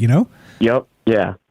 We need a software update, guys. This thing just killed 3 people. If you're spending that much money, you can get people to rework the software to do whatever you want. Yeah, exactly right. Exactly right. And not to mention hacking it and all kinds of other things, which again is part of the problem with these cars, these self-driving cars, right? I mean, so imagine, now I'm not recommending this, Russia, if you're out there listening, or China or anybody else, but imagine when we have like a huge host of cars on the road that are actually self-driving, and you're able to hack into the system, like the mother of the system, wherever it is, right? And you're able to tell it, send a command to all the cars to just turn left right now, right? I mean, like you could shut down the country, like if you have a large percentage of like actual robotic cars out there. And it's the same thing would apply for robot dogs like this, or I mean, it's an unbelievable cybersecurity threat, in my opinion. Once the more ubiquitous these things become, the more vulnerable we are, and then the more you centralize the processing power and where the information comes from and downloads to these dogs or cars or what have you, we got problems, right? We got big problems for the future here, and I'm not happy about it. Yeah, no, me either. And I'm all about saving lives, and if that dog brought somebody a pizza and a phone, and that was way safer than some guy walking in and risking his life to do it. It's good, right? Again, like we just we end up as people kind of bastardizing these things and turning them into what they're not supposed to be. Terrible. We got to wind this up, man. Final thought while we got you on the phone tonight. Nothing. Good luck. You're the best. That's Justin from Michigan. Thank you for the call, my friend. I made a note, and I'll know your name when I call next time. Thanks, man. I appreciate it. There you go. You guys want to be part of the show? 702-957-1037. We're going to finish this up. We got a few minutes left in this segment, and then we'll be done on Fringe FM, but we'll have one more hour after on YouTube, D Live, and Facebook, and we're just talking digital dogs. We're talking about this weird one that was deployed, named Spot, in New York City today. Or not today. It's actually been deployed since December, actually. December 11th, 2020. This thing has been deployed, and the cops, see what I did there? The dogs have been using it. No, the cops have been using it. That's what I mean. But again, right? Like there's some implications here. Of course, if we do everything correctly, nothing to worry about, right? But again, if it catches something on camera it shouldn't, should they be able to use that to prosecute somebody, right? I think we start to run into some other freedom problems with this. It's definitely not good. It's definitely not good. I think that's why we do this. That's why we talk about this, because people need to be aware of what's happening and where what's going on. I think interestingly, maybe I haven't checked. I don't know if they're deployed here in Las Vegas, but I think I will. I think I'll check to see if they've deployed these robo dogs in Las Vegas, and I actually encourage you guys to do that. Check out to see if you've actually had something happen in your local jurisdictions, whether they're actually running these things. I think that's part of the problem and why we do this stuff, and why we talk about these things is because you got to know what's happening in your neck of the woods, right? And if you don't, you don't actually know what's really going on, then it passes you by, doesn't it? It passes you by. I got you, Tim. I'll pull it up. We'll talk about that after we finish this last segment here. But yeah, good stuff in the chat, guys. Thanks for hanging out with us, et cetera, so on. But think of all the implications of this. It's one thing entirely to just say, all right, this is going to keep us safe, right? But if it was as simple as that, things would be very simple in this world. Except, there are implications with surveillance. There are implications with all kinds of things. With, again, like Ocasio-Cortez said, and I don't agree with her often, but this time I do, is that she said, they're deploying these things and testing them in minority communities as a part of the surveillance state. And this is coming from a politician, right? This is coming from a politician that's saying they will be able to take the data actually brought forth by this dog through the video technology that's on board and be able to misuse it. And these are the problems, right? I think this is the issue with most of this, is we end up with this amount of the cops having more access to more information that they shouldn't. I think that's one of my biggest concerns about this. I just don't get it. I don't like it. And that's why we talk about these things. So anyway, as we finish this up, again, a final segment here on the Fringe FM. What do you think?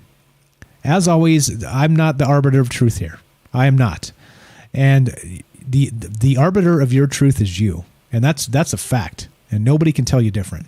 That is the only fact I'll ever tell you. The only definitive fact. You get to decide, right? In this society today, you get to decide.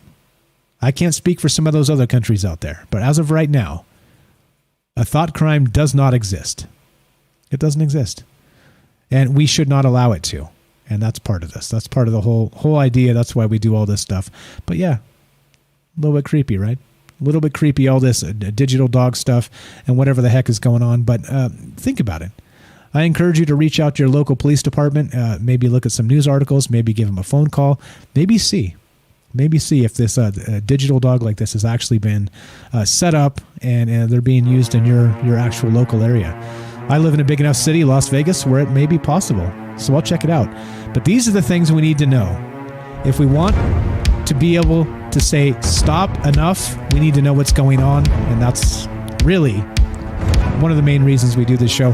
So as we finish this up, thank you for hanging out with us tonight. Thanks for listening. Thanks for being part of this dystopian future, nightmare future that is on the way with Digidog, a digital dog named Spot, coming to a jurisdiction near you.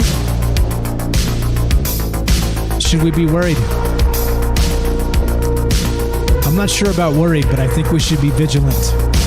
I think that we should know what's happening around us, and I think if we object, we should speak out. That's what this show's about. You're listening to Troubled Minds. I'm Michael Strange. Be sure, be strong, be true. Stay tuned for Lighting the Void with Joe Roop on the Fringe FM. If you're with us on YouTube, Facebook, or DLive, stay tuned for one more hour of Troubled Minds. Thanks for listening, guys. From our Troubled Minds to yours, have a great night.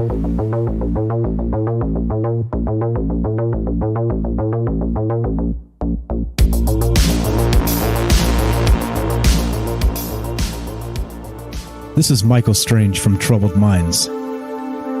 Did you hear that scientists recently discovered radio waves coming from Proxima Centauri? Well, I cannot confirm nor deny. We are broadcasting from that neck of the woods. You are listening to KTLK, The Fringe FM.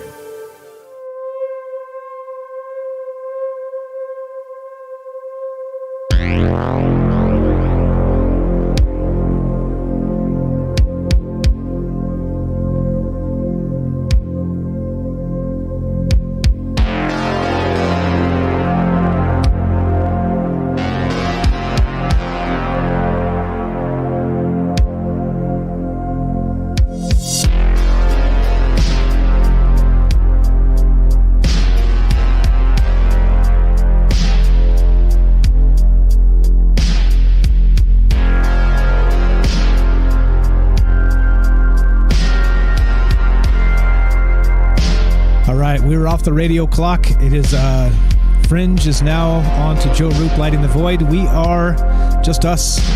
I'm me, you're you, together we're us. And there's a lot of things I think we should pay attention to. And this is one of them. These digital dogs that have been deployed. Should we be worried? Are you worried? That's the question tonight. Love to hear from you. One more hour. I got lots of stuff to talk about still. We'll get into the ethics of this. We'll get into a little bit more of the tongue-in-cheek, how to disable one of these things, and have some fun. Looking to hear from you again, 702-957-1037. That's 702-957-1037. Phone number's up on the screen. Get in here. Get in here. If you got some stuff to say, what's up, Michelle? Time to roll a Jaybird. There you go. 2-minute break. Go do your thing. Tuck the kids in, top off your drink, grab some popcorn, do whatever you got to do. We'll be back in 2 minutes with more Troubled Minds. Don't go anywhere. More Digital Dogs and the rest of this coming up soon.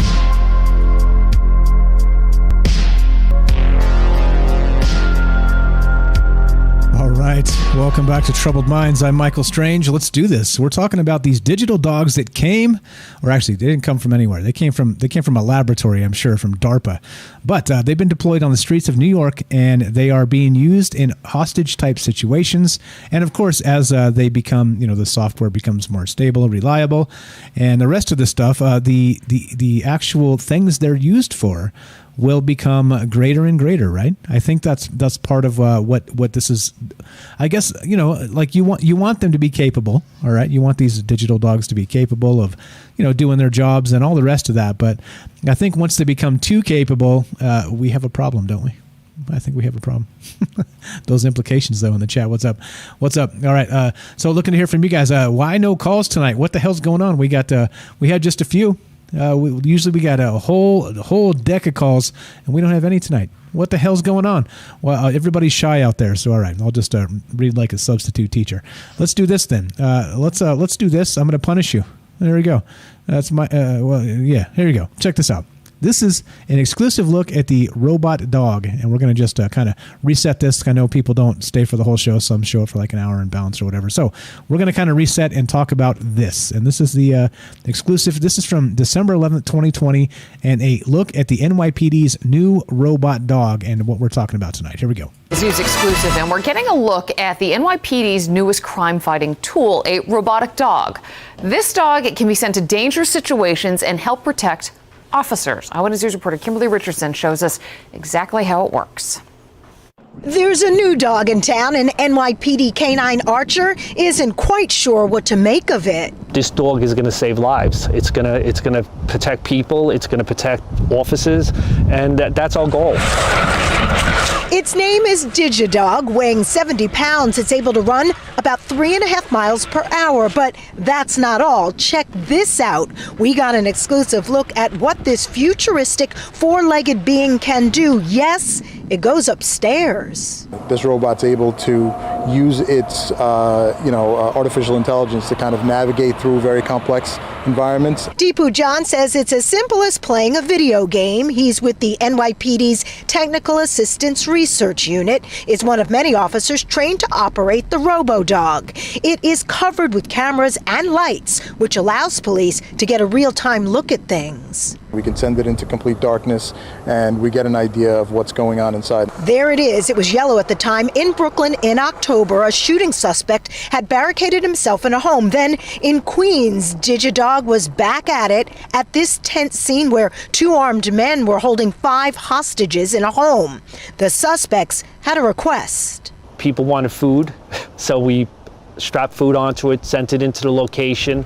Digidog is also capable of two-way communication. If an officer needs to talk with the suspect, he or she can. Watch this. Hello, are you there? Yes, this is the NYPD. In January, an arm's coming out, so it'll be able to open doors and move objects. For now, this is the department's only robot dog during this test phase. It's only been used a few times, but officers are hoping to add more, convinced Digidog has a bright future here. The Digidog has a bright future. And I'm trying to eat here in between because, dinner time was 2 hours ago. Anyway, here we go. What's up? We got a phone call. Let's take the phone call. What's up, Kelly? You're on. Whoa. Sorry about that. Autoplay. Kelly, you're on Troubled Minds with Mike. How are you, my friend? Ta-da! That's me. Yes, it is. Da-da-da! You get your own intro music now. What's happening, my man? That better come on every time now, man. All right, I'll see what I can do. Welcome to the show. What do you think about the Digidog stuff, man? Oh, man. Well, let's hold on. Let me light some up real quick. All right, no problem. All right, we're talking about digital dogs, guys. They just deployed this one in New York. They said that they used it last December to actually deliver a pizza and a cell phone to a hostage situation, right? So of course you don't put the officer in the line of fire. You get this digital dog that kind of stomps up there and does its thing, and you kill the dog. You kill the dog. It just it's just a robot, right? It's just resources. It's not human lives. So that part I'm okay with. As this continues to grow and evolve and become other things, I think those are the problems I have with it, and that's where the conversation lies. How you doing there, Kelly? I'm doing good, man. Yeah, I wanted to just make a couple comments on that stuff, but the whole thing about it for me is all this computerized stuff. Since we even been starting going to computers, everybody wanted to have like robots. Everybody's had movies about them, like in space and stuff like that. But yeah, it's bound to happen. Everybody knew that. But how far we want to take it is the issue, like you're bringing up. You know what I mean? It can be good. Like these type of things, and for me would be, yes, I'd say like military use, because that way, you save soldiers and lives and stuff like that on the battlefield. But, like the one guy was saying earlier, Russia is already got atomic, AI tanks and everything. So it's not like, what do? You're saving lives, but actually, you're just destroying, billions of dollars worth of equipment. If everybody like us in Russia and China's got, these robot tanks or, soldiers or whatnot. It's not like, we would deploy, certain areas, or, if we would have it, we'd probably deploy. But, if Russia and China, they're already up in the game with this, even probably even ahead of us about some of that stuff, But for me, is like you were, talking in your show, keep it, like you're saying, keep it. It can be, there's uses for them. For me, I would say like, for like, with the people that have like, they're injured on a mountain or something, rescue, search and rescue and stuff like that, You could use it for that, or like, because those things can be made so they can carry like heavy, like a body or something, throw them on top of it and then have them like, ushered out or something. But as for the cops and stuff, no, I don't agree with any of that shit either, because any computer made, like we were talking, me and the wife, it's going to be, it's able to be hacked into, just like, you guys' conversation earlier. Yeah, if you can build it, you can hack it. And that's part of the problem, right? So if you get now, so now talking about, like Elizabeth said earlier, with the 5G, the 6G, the smart homes, the Internet of Things, right? In the old days, right, to actually get into somebody's house, you'd have to like smash in a window or smash the door down, right? But now a kid with a laptop could just like, hack your Wi-Fi and just open your front door. You see? Like these are the types of things. And we're not talking about just your front door. We're talking about these robots that could be lethal instruments. It's a problem. It becomes a big problem, right?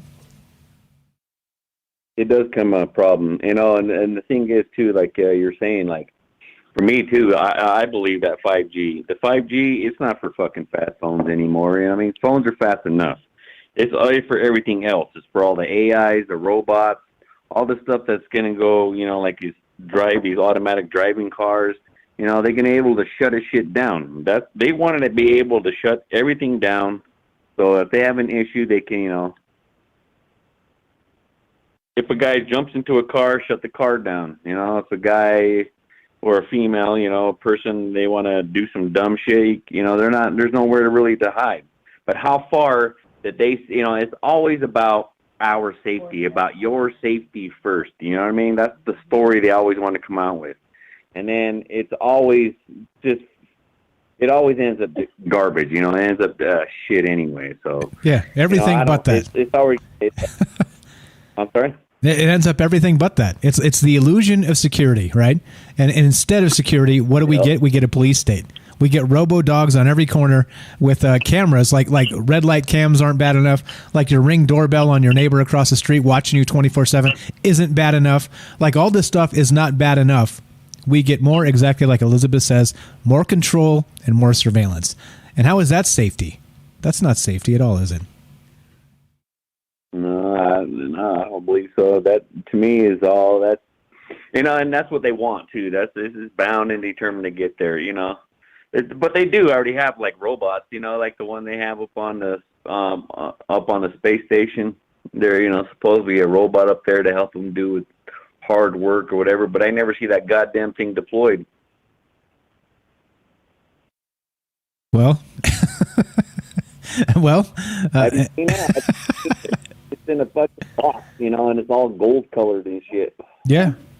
Yeah, and this is again, right? Like back to the same problem we always have is that there's this great technology that's supposed to do these amazing things, and either it ends up that not as functional like they liked it, so they have to send it back to the drawing board and spend a whole bunch more money on it from the Pentagon, right? Defense money, or it ends up this works just fine, and then they use it for things they're not supposed to use it for.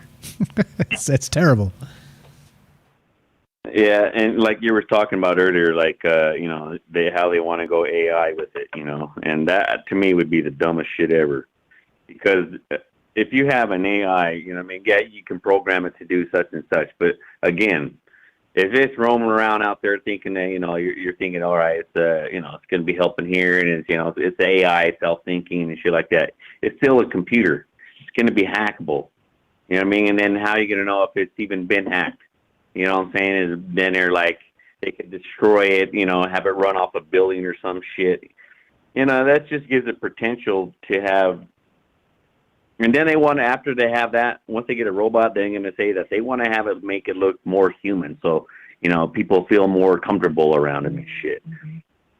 Yeah, exactly. That's part of it, right? They're going to have like the face of like an officer, like, hi, I'm Michael Strange, your New York City police officer that's controlling this dog. How was your experience? Right? It's going to be like that.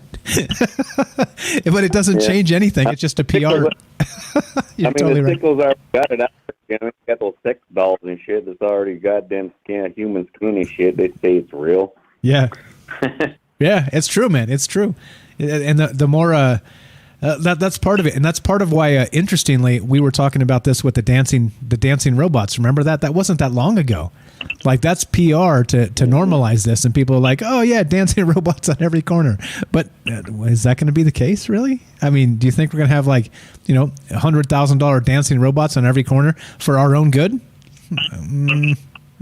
Hell, when I look at that too, when I see them do that, and they don't only just dance. They got those goddamn things running up rocks and shit like parkour already. They got already designed for those things. I mean, they look like that shit. Like that is some dangerous shit. When I seen them doing that, I'm like, there it is. It's already they're Skynet.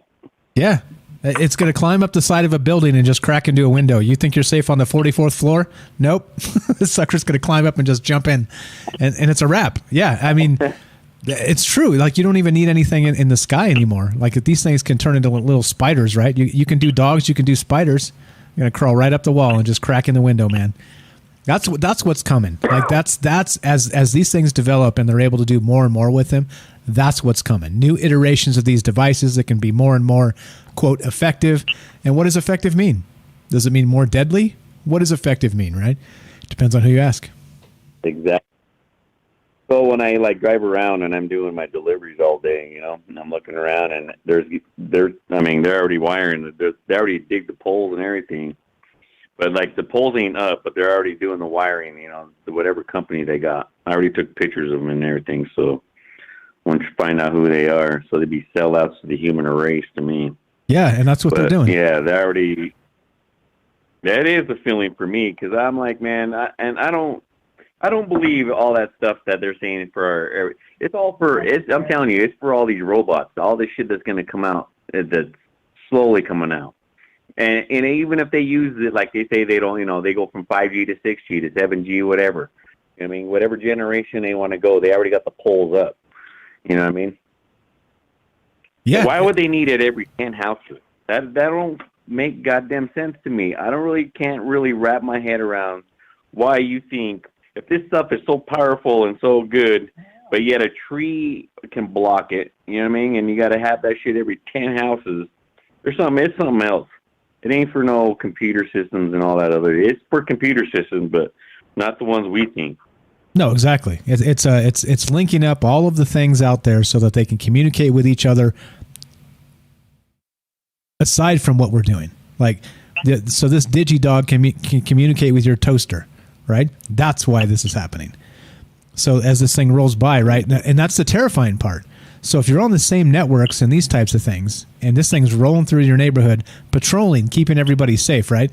They're like, oh, it's $75,000 for this. We could just have it roll around Kelly's block and keep the neighborhood safe. What's it doing though? Like, is it taking inventory of your refrigerator? You know, is it like tapping into your Ring camera and checking the footage, or your security system inside your house with people that put their security cameras inside their houses? I mean, you see what I'm saying here? like what can these things do if they're on the same networks with each other? It's becomes a little bit terrifying, yeah. Yeah. It's that crazy tech, man. I'm telling you, stay away from it. I'm not saying old school, but I like to try to stay as more from that shit that I can get. You know what I mean? Even right now, my smart TV, that shit's in storage. Yeah, I don't have one. I have the cheapest TV they get that's not a smart TV. I'm not doing it. I'm not trying to feed into their databases. I'm just not. And eventually the problem is you're not going to be able to find a dumb TV anymore, right? You're I'm either going to be without or I'm going to have to get with the program, and that's where we're at. That's the unfortunate part, right? So I was thinking too, Mike. I was when I was thinking about this, about the whole 5G. I mean, is there a certain point to where everybody can say, "Man, we don't want that goddamn technology"? You know what I mean? And it's not just, it's not like something that's making everything better. It's everything better for them. You know what I mean? And we're talking, the higher ups or whatnot. But, people with money, it's got, deranged minds, let's say. But, I mean, is there a point that that people can stand and say, hey, we don't want that shit? You know what I mean? I don't think so. And they're like, yeah, pretty soon you can't even have a phone. Like right now, my phone, it's a 6 Plus, right? iPhone. But so that's the bigger one. That's why I like it. But now everything's they're saying that, everything's going to go 5G. I don't want a 5G. Exactly. What if I don't want it? I mean, then I don't get a phone or what? Exactly. Yeah. Just like I said, like you can't have a dumb TV. You have to have a smart TV. You want a TV? You're going to have their surveillance TV. That's where we're headed, man. You're exactly right. So I was looking into the 5G on my carrier, and I'm like, oh, sweet. I got a cell phone carrier I like. It's nice and cheap. It's got a great network. I'm really happy with it. But what they're gonna do is they just roll it over into 5G. So it's eventually, like you said, once that happens, you're gonna have to trade your phone in, or it's not gonna work with the network anymore, right? Or it's gonna work at reduced speeds. They say. I don't know. We'll see what happens with that. But they have us by the balls either way, don't they? Yeah, and hopefully what I'd like is, I kind of be a little bit more optimistic about Mr. Tesla guy, Elon Musk, with his. I know right now he's saying with all those satellites that it's just for TV systems or something like that, or I don't know what he's exactly. That's what you get the story from, but maybe he can set up different phone lines. You know what I mean, or the phone. So you don't have to have that fucking crazy ass technology, because all that shit is. I mean, I work in the military, man. When I went in there, and it's correct. That sound and the shit that they use, that could be used as a weapon if they really wanted to.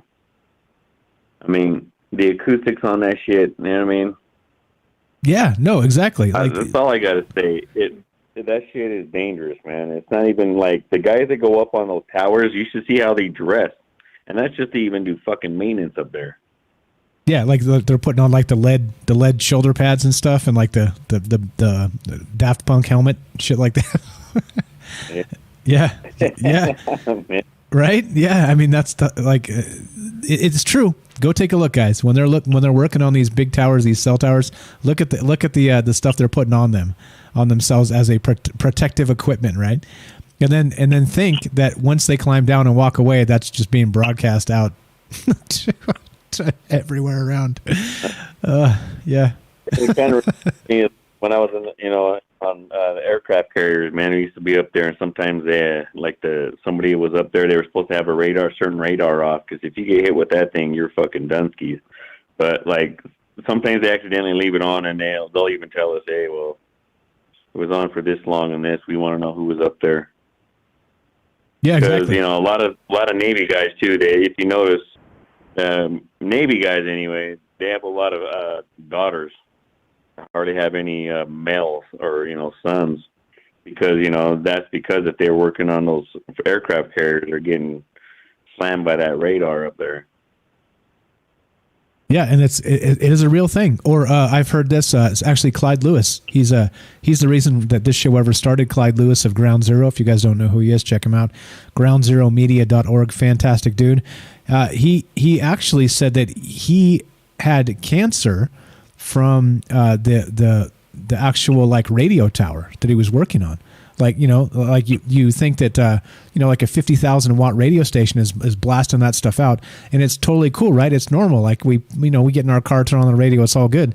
But there's people that work on that antenna as it's blasting this stuff out. And he has a suspicion that part of doing the radio for so long with broadcasting on like a huge antenna, like pretty much right above you, he thinks it either exacerbated his cancer or caused it entirely. So, I mean, there's problems, right? I mean, there's serious problems here with digital signals, magnetics, and all this stuff. It's not meant for human flesh. And here we are, flesh puppets wandering around with all this stuff floating through the air that's probably destroying us. It's not good, man. It's not good. Well, your friend is right on that, though, because it does cause cancer. I mean, that does, like those towers that, like I look at these, when I'm driving around, you look at all these towers and shit. And you got like all these businesses that are right next to these goddamn things. I'm like, man, lady, I want to tell you, but you probably think I'm fucking crazy, but you're just sitting there getting fucking fried all fucking day because she owns like a salon, And these people that go in there and just like all the businesses there, they're not realizing they're getting bombarded with shit, and that shit causes cancer, proven fact. But I don't know, man. We're the ones that are the crazy ones. Yeah, exactly. Funny enough, I've actually got some other stuff to talk about that kind of corroborates more of the conspiracy technology stuff we've been talking about all along. Did you see 60 Minutes yesterday, or any of those clips? I did not. All right. Well, while I got you on, I'll ask you about this, and let's introduce this as the second part of the show here. They just literally yesterday talked. Okay, I'm going to just play the clip. I got a clip here. I got it set up. Let's just play the damn thing. This is on 60 Minutes last night. You'll never believe this. This will blow your mind. I'm going to play just a second of it. I want to make sure you can hear it, Kelly, and I'll turn it off and then just confirm you can hear this, okay? Dr. Hepburn showed us Can you hear that? Yep. Okay. I got it. Okay, here we go. Playing this. Listen to this. This was on 60 Minutes last night. And this is like the conspiracy theorists. I told you so. I told you so. We told you so. This has been all along, right? All the dumb stuff that everybody's been talking about. Well, guess what? It's all true. Here we go. 60 Minutes last night. This is only like a minute and a half long. Here we go. Dr. Hepburn showed us a few current projects. Some sound like they're from an episode of Star Trek. Consider a ship like the USS Theodore Roosevelt, hobbled last year when 1,271 crew members tested positive for the coronavirus. What if everyone on board had their health monitored with this subdermal implant, now in late-stage testing? It's not some dreaded government microchip to track your every move, but a tissue-like gel engineered to continuously test your blood. It's a sensor. This tiny green thing in there? That tiny green thing in there, you put it underneath your skin, and what that tells you is that there are chemical reactions going on inside the body, and that signal means you're going to have symptoms tomorrow. Wow. There's an actual transmitter in that? Yeah, it's like a check engine light. Check this sailor out before he infects other people. That's right. Sailors would get the signal, then self-administer a blood draw and test themselves on site. Look at that. We can have that information in 3 to 5 minutes. As you truncate that time, as you diagnose and treat, what you do is you stop the infection in its tracks. You hear this? They're talking about injecting a microchip into your body to detect infections. That's coming. That's coming true. Right? That's coming true. You know, now that we're seriously though, that is some scary shit. Because you know the thing about it is, military is going to be, like I say, you know they do all those application military anyway. But you know those poor guys will be having a mandatory take that shit. But anyway, the thing about it is oh my god, man.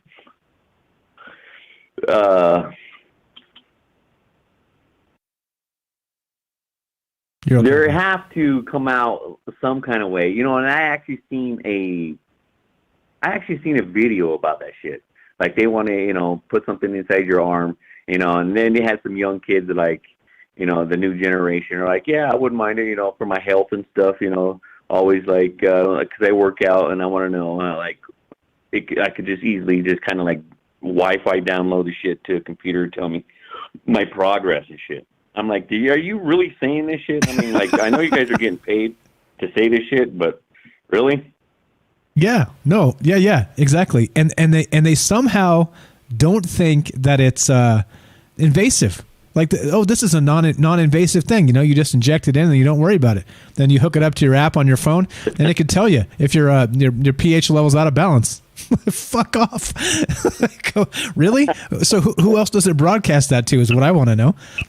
Now, here's some interesting implications about all this stuff, about the COVID passports and all this crap. Now, isn't there like a HIPAA? Like, you heard of this, right? There's like the whole point is like we're supposed to have like medical privacy. All right.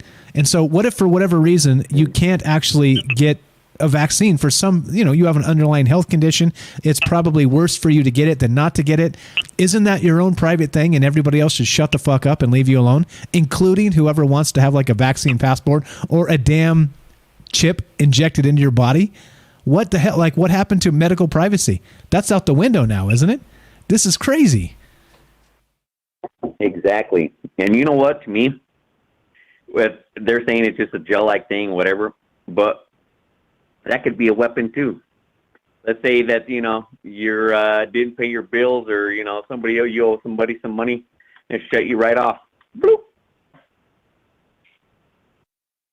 Yeah, exactly. That's part of it. And so it's supposed to be able to just, determine. So this is what they're saying. So I got an article here. This is from medicalkidnap.com. This is nuts. They're saying you put it underneath your skin and it tells you that there are chemical reactions going on inside the body. And that signal means you're going to have symptoms tomorrow. It's like a check engine light is what the guy said, noting that those with the chip would get the signal, then self-administer that blood draw and test themselves on site.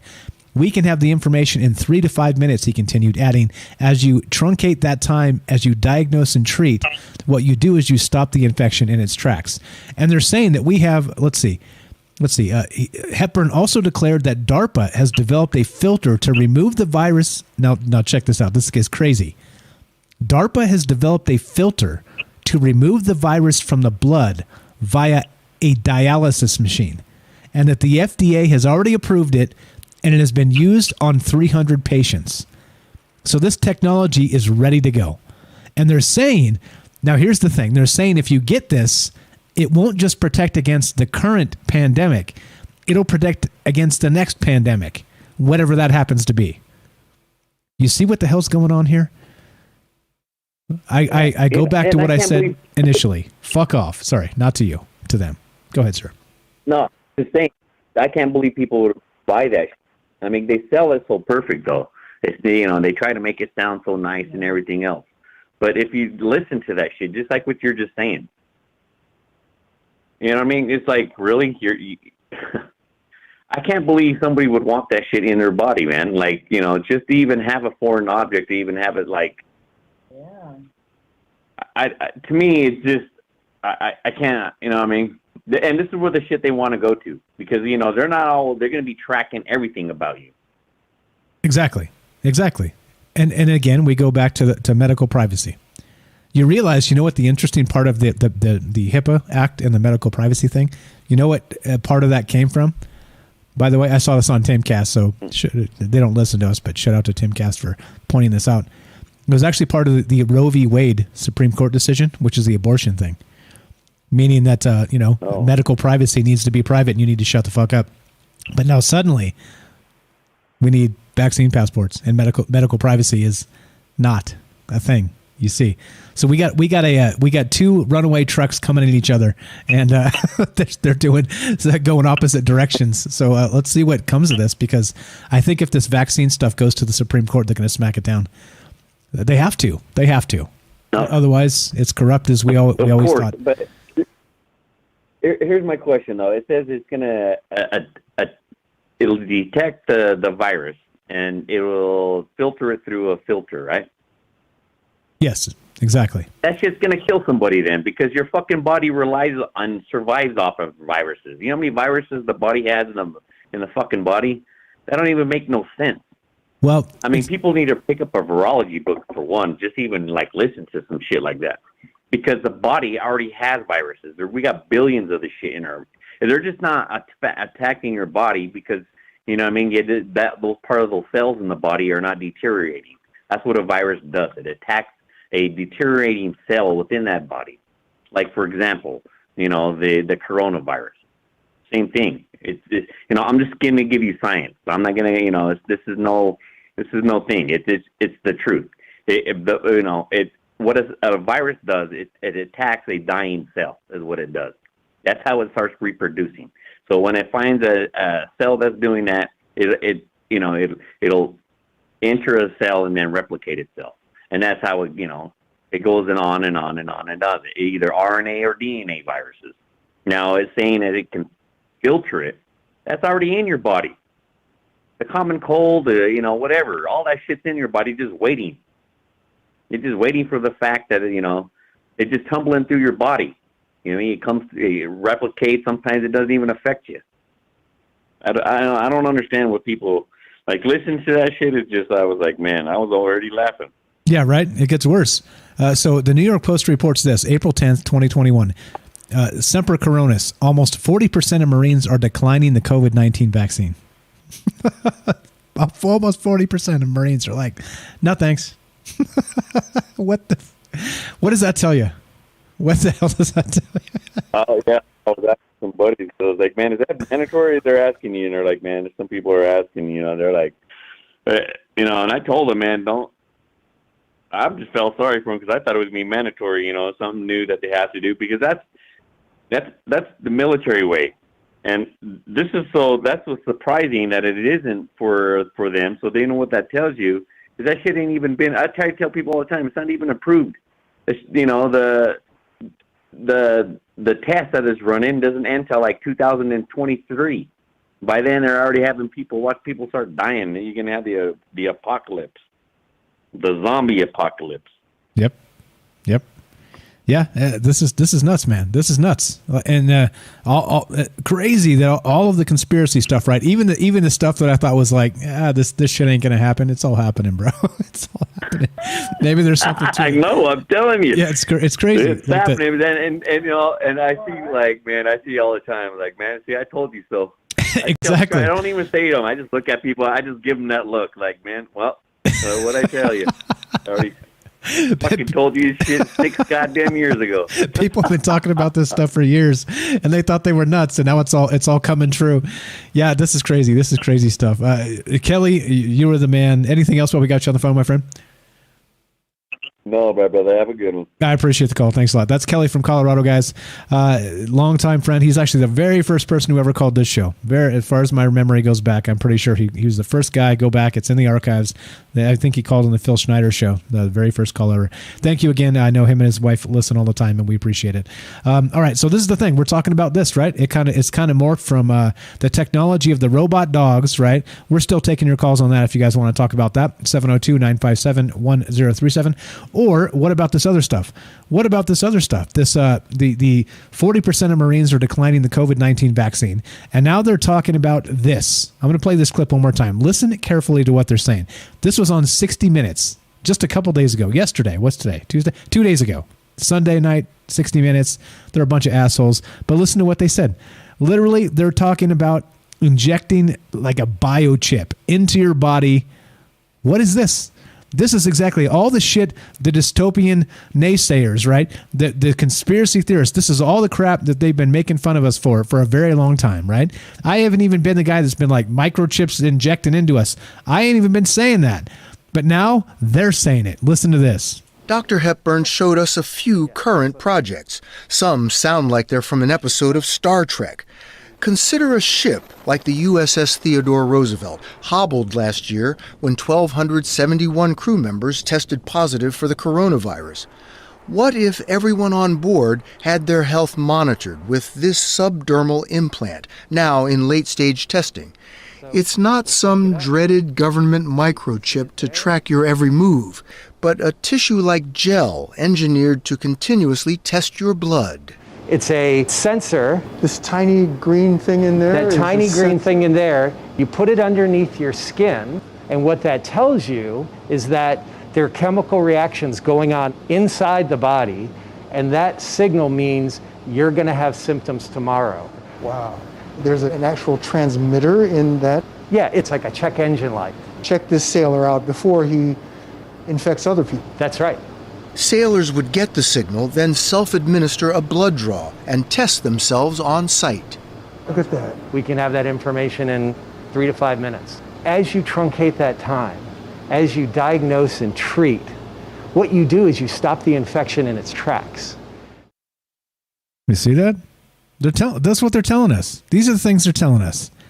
I didn't even think this was real. Like, I thought it was a little bit out there, a little too far out there to be like, they're going to inject microchips into us. And now they're talking about these biochips. They're going to do something, well, inside your body. They're going to detect you and do these other things. And hey, what's up, guys, out there in chat? So we're not over here actively blocking anything. Clearly, there's a ton of like YouTube censorship that always goes on. It's happened ever since we started this show. People have sent me screenshots as long as we've been doing this show about posting things and then not those posts not showing up. So don't get all up in a hissy about censorship. It is real. It's a thing. There is actual text censorship happening in real time. I promise you that. I've had people send me screenshots for years now saying, look, I sent this chat. It never showed up in the chat, right? It's been happening. Not just, oh, there's my dog. What's up, dog? Quiet. But the thing is this. We use what we have, right? We don't have our own platforms to talk about these things where everything goes, all right? And again, I'm not keeping up with the conversation, so I don't know what's going on over there, but I just asked the chat to be respectful to each other, right? It's fine. Let's chill. Let's hang out. Let's have a good time. All right. Let's go to Jay in the caller queue. What's up? Jay from New York. Welcome, sir. You are back. Welcome to the show. Jay, New York. What's up, buddy? What's up my little dog doing over there? What the hell's going on? Making some noise. Jay, New York. What's up, buddy? Yeah. Everybody's making fun of how fast I talk. It's all good. Ash said, what did Ash say? Ash pops in just long enough to dig me and then take off. Thanks, Ash. You're the best, buddy. You're the best. Ash says this in the chat. Hey, what's he say? Let's see. Where was it? Ash, if you're out there, what's up, buddy? Ash says, I can't find it. He basically says, man, listen to Mike talk so fast. It's like some bullshit or some bullshit. I don't know what he said. Something like that. And now it's a spawned a conversation about how fast Mike talks. You guys want to have a fast talk off? Let's do it. All right. So anyway, it's okay. You have to be able to think fast to talk fast. So it's okay. It's all right. I know it's one of my not great traits is I speak quickly. And I'm trying to slow down, but then when I try and slow down my mouth, my brain still has to move fast to stay ahead of my mouth. So you get what you get. Jay, are you there? Testing 1 2. Jay is not there. I'm going to try Jay again in a bit. All right. So we're going to keep on moving here. Now that's what we're talking about tonight. What do you guys think about these robo-dogs? What do you guys think about these chips? This is the new technology, right? This is where we're headed. This is transhumanism. This is not just that. It is also the surveillance state, right? It is also, yeah. Oh, there you go. And it says, nonsense, Mike. It's epic. All right, cool. Fine. All fine. We're all fine here now. How are you? All right, let's go to Jay. Jay's calling in on the phone because we had some Discord issues. No problem at all. All right, so we're still talking about the robot dogs and what that means to you. And they've deployed them in New York City, and their police department's using them. And let's see. All right, here we go. All right. Let's see. Let's go to Jay in New York. And what's up, Jay? You were on Trouble Minds. Mike, how are you, my friend? Hey, Mike. Sorry for the trouble with the Discord. I don't know what I'm doing wrong. All good, bro. It happens. It happens. Yeah. Wow, what a range of conversation tonight. We went quite a ways. That thing that you were just last talking about with the Navy, putting it in the kids' arms, Yeah, they haven't yet. Tractor. But it's coming. They said that they have the technology. Talking about it. Exactly. And all we have to do, and the weird part is it's on 60 Minutes, right? It's like, I don't know, like one of the most known shows in history. And they're just talking about this shit all casually on 60 Minutes. Like, it's all good. We're going to just implant these chips in people, and it's going to be able to detect the next virus. Like, what? You don't even know what the next virus is, man. What? Yeah, right? One of the things that really, the question that I have about it is, we're over a year into the whole thing now. And it's bad, it's not a good way to go if that's the way you go. But it's still a relatively small percentage of us as opposed to all the other things that kill us, cancer and those things. Why are we trying so hard to do this one? And what about AIDS? What about cancer? What about diabetes? And, all of the syndromes, you get these poor kids and stuff like that. We went to Ohio, and the grandson there, the new kid on the block, has got Angelman syndrome or something like that. It's a crazy disease. They're basically like 3 years old, the best they're ever going to be. And, why is this one so important that we got to eradicate the coronavirus variant 19? Is that the one that's going to wipe the aliens out when they come down here? Like in the War of the Worlds? Or is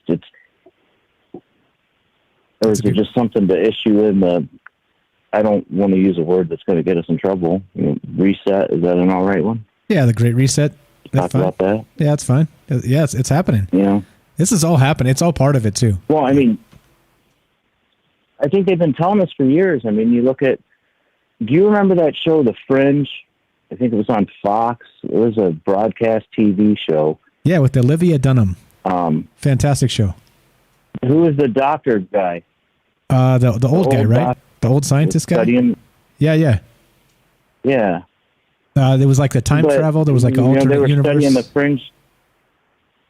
Do you remember the big combatant that they were always fighting against? Who it was in that show? No. What was it? It was Boston Dynamics. Was it really? Are you serious? It was. No.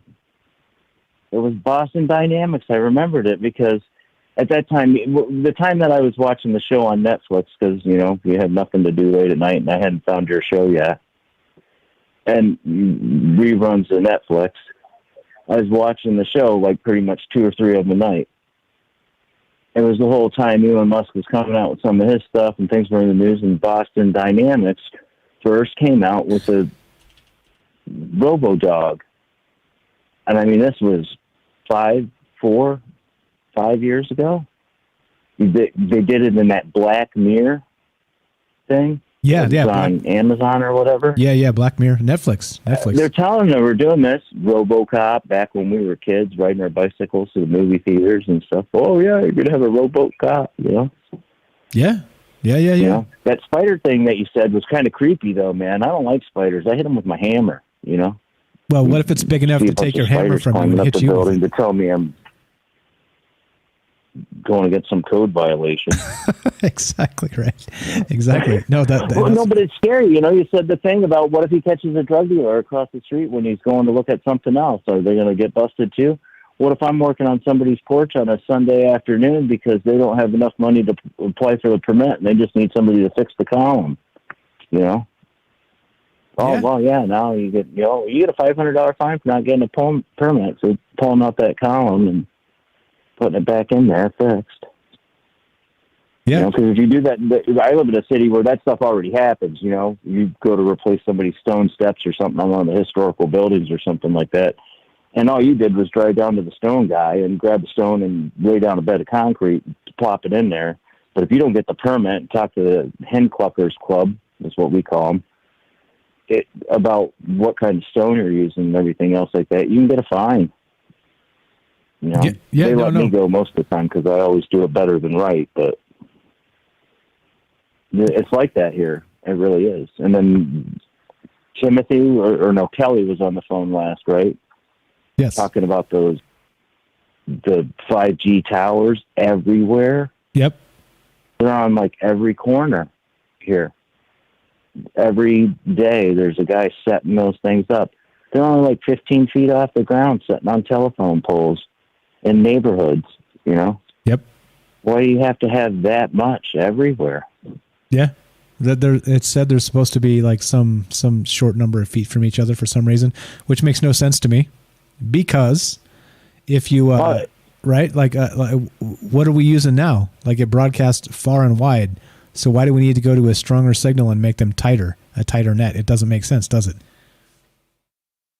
I think the iPhone 3 was the best one I ever had. When you had the Weather Channel app on the iPhone 3, you could watch the rain come across your backyard on your phone or in real time. I think you still can. It depends on what apps you got. Yeah. No, I think you still can. I mean, that stuff's great. The GPS was the same way when you were driving, too. Yeah. I mean, you had to be within a meter. Yeah. Let's get back on topic. So what do you think about the robot dogs, man? You live out in New York, right? Have you seen any of these things? I do. I've never seen one. Actually, someone posted a video to me today, and I was actually thinking about sending it to you, and I was like, no, this has got to be bullshit. There's no way. That dog, right? It looked fake. And then I watched it turn around backwards before it went down the stairs. Yeah. It did like a little circle thingy before it went down. I got to orient myself before I go down the stairs. Yeah, it looked fake. Is that thing like 100% remote control? I mean, you know, it's got to have some AI in it. There's no way the guy's going left foot, right foot, left foot. Exactly. Right foot. Yeah, left foot 6 inches, left foot 6 right? inches. Yeah. You're right. Here, actually, I'm gonna play that video now for the people that haven't seen this, because we're not on the radio here. But here we go. I'm gonna play this. I'm gonna just mute it. So I just didn't want to drop the F-bombs from the video. But here we go. This is what we're talking about. So I'm gonna just they're bringing some dude out in handcuffs. And I'm muting it, but here, look at how fake this looks. Like this dog comes walking out of the building, right? And the guy's got like a remote control, and it's walking next to another cop. And it just, like, it looked fake. Like when it walked out of that building, I was like, no, that's bullshit. This is CGI. This is not a real thing. But then you watch the video longer and longer, and you're like, holy shit, this is a real fucking thing. This is a real robot dog that the cops. It's not, right? That's real. Yeah, it's real. And it's insane. This is insane that this is where we're at. Go ahead, sir. So you've never seen one. You live in New York. You've never seen one.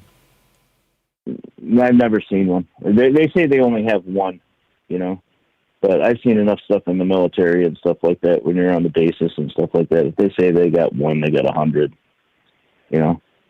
Yeah. That's totally true. I mean, it might not be in New York, you know, they might be, you know, testing them out in Schenectady or whatever, you know, but there's no way you're going to go into a contract with one. Why? There's no control group. Well, right, and then how can you do a scientific experiment on one? Yeah, well, this one's name is Spot. You know? The fact that they've named it tells you there's others, right? There's definitely others. But yeah, crazy stuff. So what does it make you worried about the future of these things? What about this particular technology makes you worried for the future? That's the question here. I think we've jumped. I think we've jumped right off the cliff. We're in like a free for all right now with the AI and the technology and the machines and the drones. People in Ohio shoot the drones out of the sky. The police put on their little webpage there. Please don't throw beer bottles and shoot at our drones. They're here for your safety. I saw that. They're flying over their farms and stuff like that. It's like, yeah, we're chucking beer bottles at it. We're drinking beer here. Leave us alone. Leave us alone. Well, I mean, it's invasive. It's invasive. It's like right? You can go to jail for being a peeping Tom, right? Looking in somebody's window, but you fly your drone up to the damn window and it's all good? Like, no, get out of here. Leave me alone. It's bullshit. Yeah, I mean, you put infrared on it, you're seeing what people are doing in their houses and everything else like that, too, Yeah. You're sitting in your house, making your own whiskey or something like that. The next thing you know, you have ATF over there confiscating your still. And, your moonshine. Doing something stupid. Well, I mean, whatever it is you're doing, I mean, everybody breaks the law. I'm sure people speed, You're going to have all those little 5G things on there to help monitor the cars. Oh, that car went by at 38 miles an hour. Mail them a ticket. How far is it really? Right. What happened to don't get caught? You're going to do something stupid. Don't get caught doing something stupid. Just, I guess if you really look at it, though, there's the bad things you want to catch. Terrorists, rapists, child abductors, and all that kind of crap. Yeah, well, I mean, that's part of the problem. Where do you right? give up your freedom? Yeah, exactly. Where is the line crossed? Right. So, and at what point are you responsible? In his backyard during the fire ban? Sorry, say that again. Well, like right now in New York State, we have a fire ban until like May 1st or something like that. You're not allowed to burn in your little fire pits in your backyard. Okay, I didn't know that. Dry fires, and we live in the forest. It could start something bad.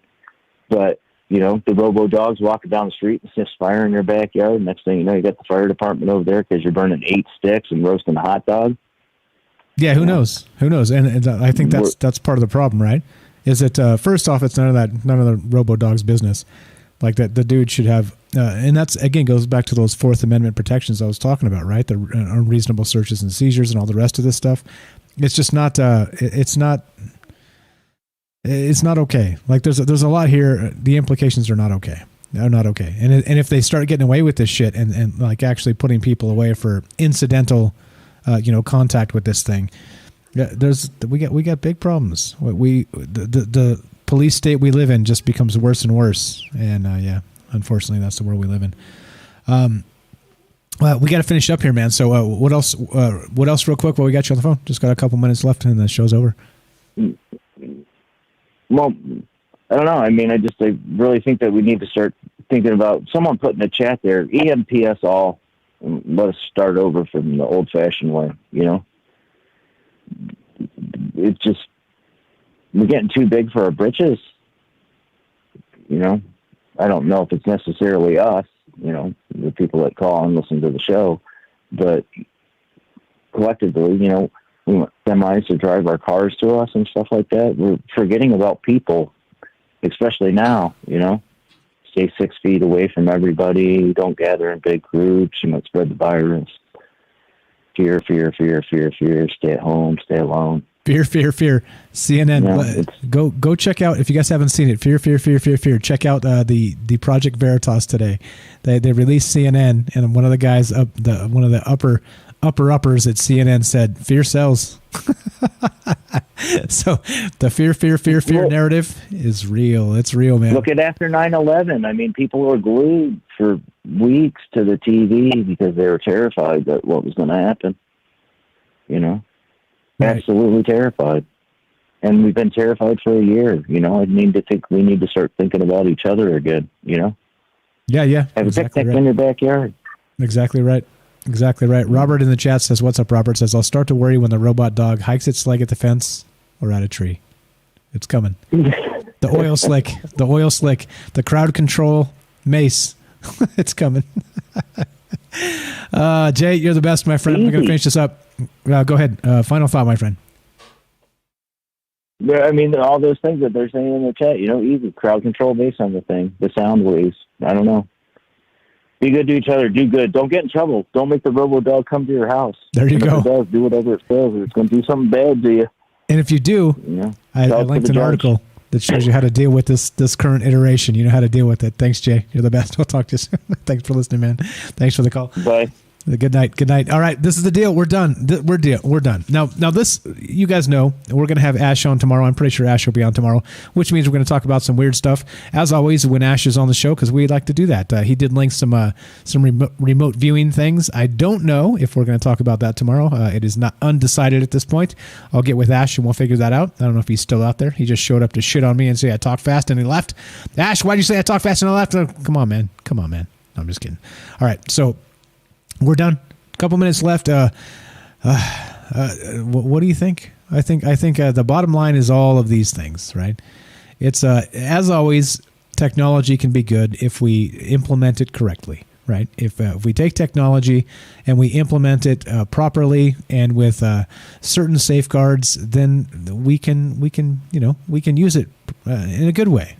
Don't get me wrong. This is Troubled Minds, and the things we talk about are something, many things that we should be worried about or think about from time to time, right? That's why we do the show. That's why we talk about the topics we talk about.